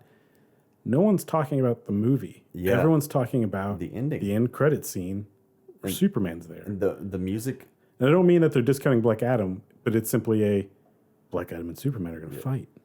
And the music that plays is the John Williams Superman score. Yeah, it's a little bit underneath, but yes, Which is like, and that again that seems like a dig at Zach. It does. In regards of, look, it's nice to reference, the John Williams score, and John Williams is an amazing composer, absolutely. but That is a completely different person. That's not this Superman. It's not this world. Why wouldn't you play Hans, or at least the motif of Hans Zimmer's Which is theme? some of the best music in the entirety of the DC universe. I mean, at least for you, it wasn't the Wonder Woman theme. No, nope. But again, just like That was what a strange decision. what is going on behind the scenes of these movies? Are you that petty that you're just like, no, fuck that, don't do anything from this? Yep. But again, we'll throw in imagery that references the fact that Zack Snyder existed. And also the same fucking suit and all that stuff. He didn't even change with the suit. Although it's more brightly colored. Yeah, it's very bright. And they give him the spit Yeah, curl. it's a little loop. And the thing too is like this scene is not huge. Yo, I mean, it feels like it should be epic. But at this point, if you haven't seen it, I mean, we've ruined it for you. Yeah. But again, it doesn't matter because this movie is not anything. But this is the epitome of it's just a movie. Yeah. They did a joke where his head's cut off in shadow and you just see the S, and then he finally steps into light as he's talking. And I feel like even our audience, the biggest reaction from the movie was finally seeing it. Was just like, yeah. There back. we go. And it basically comes down to like Amanda Waller telling Black Adam, fine, you can, I won't arrest you. Yeah. But you stay in Kahndaq. Yeah, you stay there. If you step a foot out, we'll fucking kill you. I think he said something else, but he also then says, no one on Earth. He says send them all. No, he says no one on Earth is stronger than me. Okay. And she's like, I'll send someone not from Earth. Yeah. And to a degree, I kind of also don't like, did Amanda Waller call Superman in? Like, I don't think that he would listen to her. Yeah, you guys friends? Because I know for a fact Batman won't listen to you. And yeah, But then you simply get Superman saying, we should talk. Yep. And I do think it's a good line. Again, I'm glad he's here. I don't want to see a whole movie of and I don't think we're going to. I don't think that's what we're going to get. I don't because think so. I don't think the audience wants another Superman movie of him Man of fighting Steel 2. someone you essentially set up to be Because a hero. It would be Lex Luthor popping in there or some shit again anyway. And I think whatever Man of Steel or Superman movie we get is going to be a much more classic, hopeful, bright Superman movie. Which, I mean, I guess to a degree, this is about, in my opinion, Black Adam's about as light and hopeful as Shazam is. Yeah, it Because, I mean, Shazam took a couple turns where it was like, oh, shit, that got dark for a moment. Yeah, because, especially the 7 Deadly Sins, there's a few parts where it's like, oh, damn. That, the sins killing the boardroom is where you're like, oh, that's right, a horror director made this movie. Yep. And this movie has a little bit of that, but otherwise they're both this colorful, fun little romp. Yep. So I think, if anything, you're going to get 10 minutes of a movie, they have a punch-up, and then realize, you're pretty cool. Yep. You're pretty cool. Okay, we got someone we have to fight. Which just kind of feels like Batman v But what Superman it again. really should be is Black Adam again, kind of just like, I do what I want. Yep. Fighting with Shazam, and then Shazam and Superman working together to fight Black Adam. Yep. And then coming to turn. And that's what this movie should have been. Yep. And the putting in these characters that did feel like they belonged more in Peacemaker. I think the entire Justice Squad felt like they should have been in Peacemaker. The Justice Society does feel like the second-rate Justice League, who Amanda Waller could call in to go. Yep. And that's almost a critique to give to Peacemaker of like, look, I love the Justice League cameo in Peacemaker. Yep. But now it's like, well, actually, it seems like it should have been Justice Society because that seems. Like I don't feel like any of the Justice League would listen to Amanda Waller, or in any way be in contact with her, other than I guess Bruce Wayne. But again, the only interaction we saw of them, which now I don't even know if it's continuity, it kind of seems like him and her just being like begrudgingly working together to get a little bit of information. Her calling him out of like, I know, without saying it, like, I know you're Batman. Like Mr. Wayne, you bat. Like, And then him equally giving that Ben Affleck glare of like, don't fuck with me. Yep. So, like that said, like with that ending and stuff with the Superman, it almost felt like a letdown, but also it's like, It literally is just going like, he's back. yeah, it's like, And it's a bad sign when a different character yep, is the biggest takeaway from Yep. your introduction movie. absolutely. Which is, I feel bad for The Rock because it seems like genuinely he really really loves likes this. Like he wants this. And so you gave us some of the reviews, the numbers. Yep. This movie cost $200 million to make. Yep. I guess it looks like it. Yeah, like I said, when you take a look at like stuff like that's been happening with Marvel, like Thor Ragnarok and stuff, or sorry, Ragnarok 2. Well, but this VFX Love team and had a whole Thunder. decade to work on these. Yep. And like I said, a few spots in there it was just like, oh, that's really bad. But for the most part, like I have to give credit for the costume designers. I never once felt like the costumes were CGI. No. Like they really did look really Which I mean, I assume I almost think that Dr. Fate's probably is entirely. I mean, even him in the suit may just be a CG character. Yeah. Because we know it's not Pierce Brosnan. But Yes. I don't know that there even was a Yep. ever physical person, and, So- and it doesn't ever look like. I believe him entirely Yeah. being in space. The movie made, I think, $65 million So far. No, on its opening weekend. Oh, on its opening weekend. Okay. It's probably going to take this week, or well, we're at the end of this weekend. We don't have the numbers yet, but Yeah. nothing else opened. It probably took this weekend. Now it's going to get decimated next weekend. Yep. With Black Panther. Yep. Which we even mentioned when I texted you. Was like, Black Adam comes out Yep. next week, and you're like, no, that's in November. It's like, I kind of felt like that too, but I I- swear I just saw one that said October I think it got pushed around. 21st. And I think that Warner Brothers did like, we got to push this in front of Black Panther, because if we come out afterwards, Yep. between Black Panther and Avatar, we've got nothing. And also, like, just algorithm sake, too, having two titles starting with Black is going to be very hard to look up because Black Panther is going Black Adam. to absolutely skyrocket above Black Adam.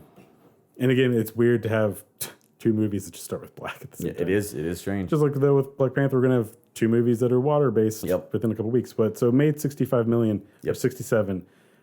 That's not terrible. It's not terrible.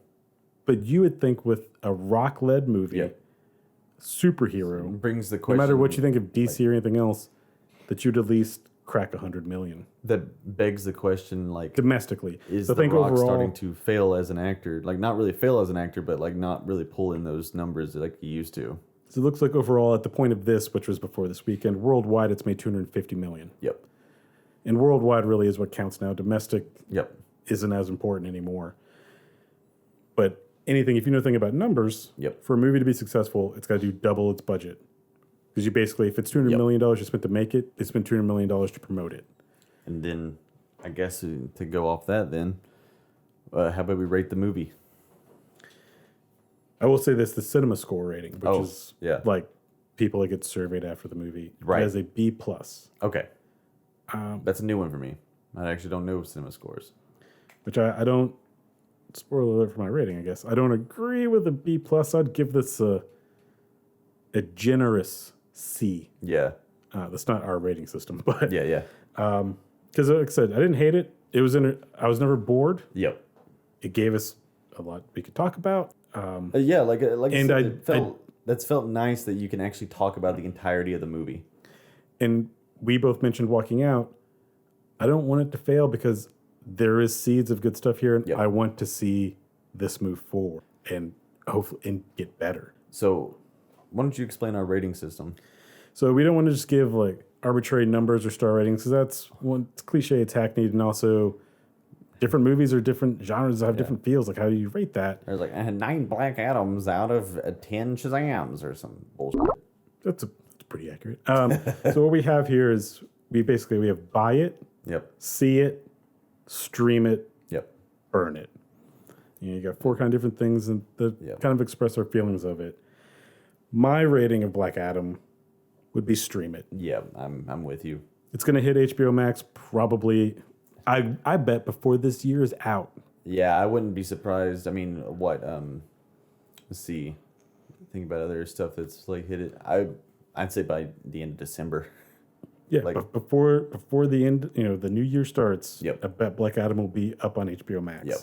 And it's a good 2 hours on a Sunday afternoon. You don't want to get up, let it roll. yeah, like it's worth checking out, but I don't know if I would watch it again. No, I think for you, other than doing the side by side of like, Yep. look, this is Yeah, Warcraft. just because I wanted to see like a little bit closer. Which, I mean, that could be just me being a complete nerd and being crazy. But like after the Game of Thrones incident, like I kind of like pay attention to some of that. Now, are you excited for? I guess our next DC movie is going to be Shazam. I guess it would be. We saw the trailer for that movie at the beginning, which I hadn't really seen it. Like I liked the first Shazam movie enough that I'll watch this one now. I'll give it like a good chance. Like, yeah, fine. I wasn't excited to see the first Shazam, and I walked out literally going, "That was fun." Yep, It's a fun movie. It was also just like a complete spur of the moment for even seeing it in theaters for me. To where I did watch that a second time, and I was like, Yep. "This is a fun." I don't want to own it. I'm not going to add it to my Yep. collection. For me, I don't view it as part of my DC universe. Yeah. Which you can probably put together mine. I'm Yeah. a Snyderverse guy. Yep. I'm more inclined to watch Shazam again before I'd ever watch Black Adam again. That also same. But the trailer for Wrath of the Gods looks to be about like, yeah, that looks like Shazam too. All right. And then yeah, it certainly does. Like, so with this movie as a kind of a couple closers here, what is one hit and what is one miss for you? I think you can rewind the last hour of me talking and see what my misses were. But just the one big one.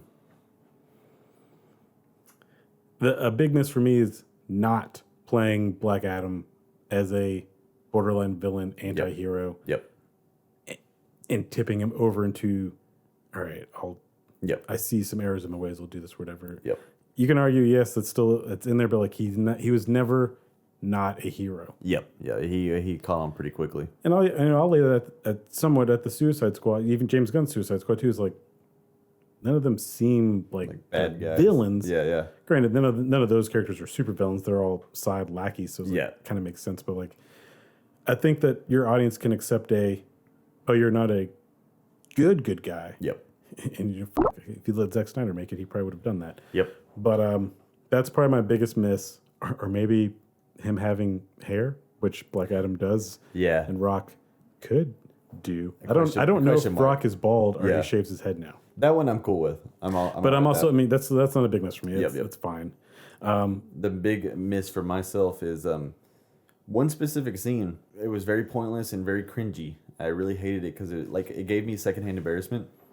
It's when they just gave the little boy a cape that he feels way too old to want to deal with, and then they made wind go under it, so he's like, haha, fun. Yeah, whirlwind controlled the wind to make it flow. That felt very he wears it the rest of the movie, doesn't he? Yeah, he does. And I was like, this is weird because the kid seems too old for this kind of stuff. It's also a red cape, which, I mean, doesn't really matter, but it's like, clearly you're referencing Superman. Yeah. I mean, I don't know. That was the one thing that I was like, that's the one scene that I did not like. That'd have been cool if the kid was out of commission for the rest of the movie when he got fried. Same. Until the end and you see like, oh, he's okay. Yep, same. Hit for me, I mean, I guess my biggest hit would be Dr. Fate. Yep. He was a character even in playing Injustice. I was like, who the fuck? I'll admit, that's my introduction to Dr. Fate. I didn't know he was a character in the game. You said earlier, I saw him from a meme, and I didn't even realize he was even a character from anything. This made me go reinstall Injustice 2 Nice. and play the fuck out of Dr. Fate to unlock a bunch of his gear so I can start leveling him up and stuff. And I do very much want do a Dr. Fate movie. Yep. And the sad thing is, we don't really know if we're going to get that because the helmet stayed for Hawkman to save the day or whatever. And then it dissipates into the air and it's unclear of like, is it going to go find someone else? Did it die? Like what just happened? And I feel like it's Warner Brothers going, we don't know what we're going to do. Yeah. So if we don't bring it back, then assume that that was it. Or if we bring it back, it went to find somebody else like a Green Lantern ring. Which it seems like a lot of people are liking Dr. Fate, so I'm sure Warner Brothers is like, well, guess we're doing that. Yep. And like I said before, Wonder Woman, Aquaman, they love doing prequel movies to the characters that have already been introduced. That was before. This is a new era. Zaslav said it. He's got a 10-year plan. I don't think that they're going to be able to get away from that, though. But under James Gunn, if they do his Dr. Fate, I mean, I'm not saying he won't direct it or whatever. Yeah, yeah. I think that maybe something a little bit more competent can come from it. And if they do it quick enough, I wouldn't mind seeing a prequel that still had Pierce Brosnan as Dr. Fate. Same. And for me, the big hit for like the entire movie, I really did enjoy the Hawkman fight scenes. Every time he was actually fighting, it actually felt really nice, to the point where I was like, I kind of just want to watch a movie about you instead.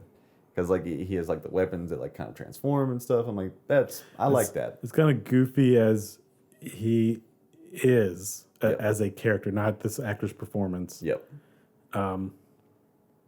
Yeah, I mean, and he deserves it because, like I said, as we've said, they didn't tell you all about Hawkman. I agree completely with the Pierce Brosnan's Dr. Fate. I think that deserves it. Just make a movie because they clearly have a friendship. I don't think that he deserves a movie of his own, but I did have a lot more like, I guess, just fun watching him on screen than I did anybody else. So I mean, I'd be down if it's a Hawkman and Dr. Fate movie. I'm like, cool, explore that. Yep.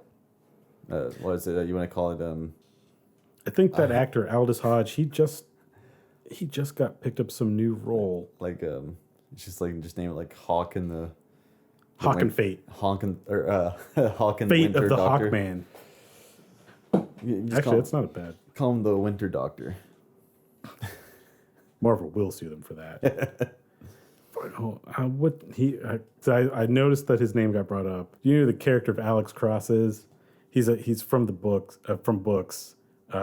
Morgan Freeman played him back in the day in some Ashley Judd movies, and then Tyler Perry played him once. They're gonna make a TV show of Alex Cross. Okay. And Aldous Hodge took the role. Okay.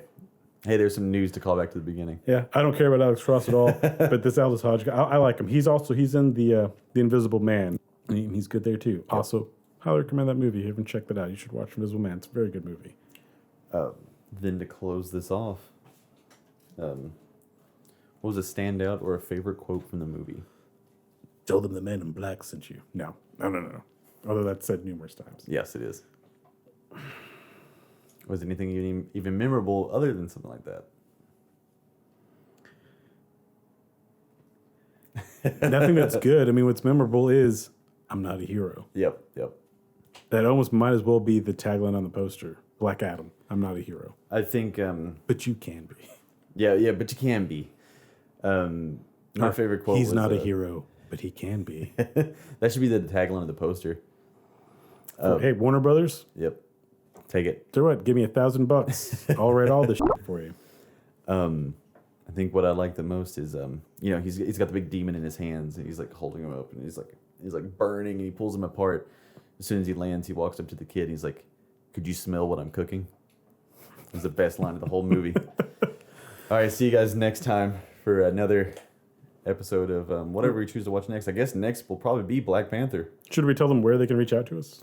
You can find us for now on Twitter at shallow_cinema, and you can also find us on YouTube at Shallow Cinema. If you're listening on a podcasting service, you can find those links in the description. And if you're listening on YouTube, you can find the links in that description. Please give us a rating and give us a comment if you can. And also send us an email at shallowcinemashow@gmail.com. We would love to answer any of your questions and look at some of your topics. This is totally not an ADR. We know our handles and we're totally professional. Trust us. Hopefully we're on all streaming services. And also, just comment too. Hey, did you see Black Adam? What did you think of it? Yeah, I would like to know how other people felt. If there's like something like glaring that we missed, it's like a massive plot hole. I always love reading that. I feel like there's some stuff that like, especially because I don't know these characters. Maybe I missed something. It's like, that's like, the character is in a different place. They shouldn't have been there. If this is a character or lore that you love, do you feel like this did justice to it? Yep. Do you not want any more? Like, what do you want? Yeah. Because I felt like I wanted more Black Adam, but I don't know if I wanted him in another solo movie. Strangely, and I have nothing against The Rock. The Rock is a charming person. Yep. Or actor. I don't know, he's a person, but this is probably the first movie, The Rock movie, where I'm like, I would like to see more of this one, please. And yeah, like feel free to comment on that. You can subscribe to the YouTube channel. As you're saying, the next one, Yeah, iTunes and Spotify. the next one we'll review Wakanda Forever. Yep, it's very likely the next episode. And it'll be part 1 of our 2-part aquatic series. It fits in with our name very well. As Going we- very deep in this dive. It technically, but almost really the real star of the show, probably. Yeah. But yeah, we'll be Black Panther, and then we'll be doing Avatar, Yeah, which The Way of Water. yeah, we'll do lots of stuff. I want to do some more in between stuff too. But I've been one of your hosts, Blackjack Bauer, And I am Nemo. and we will see you next time on Shallow Cinema. Yeah, have a good one.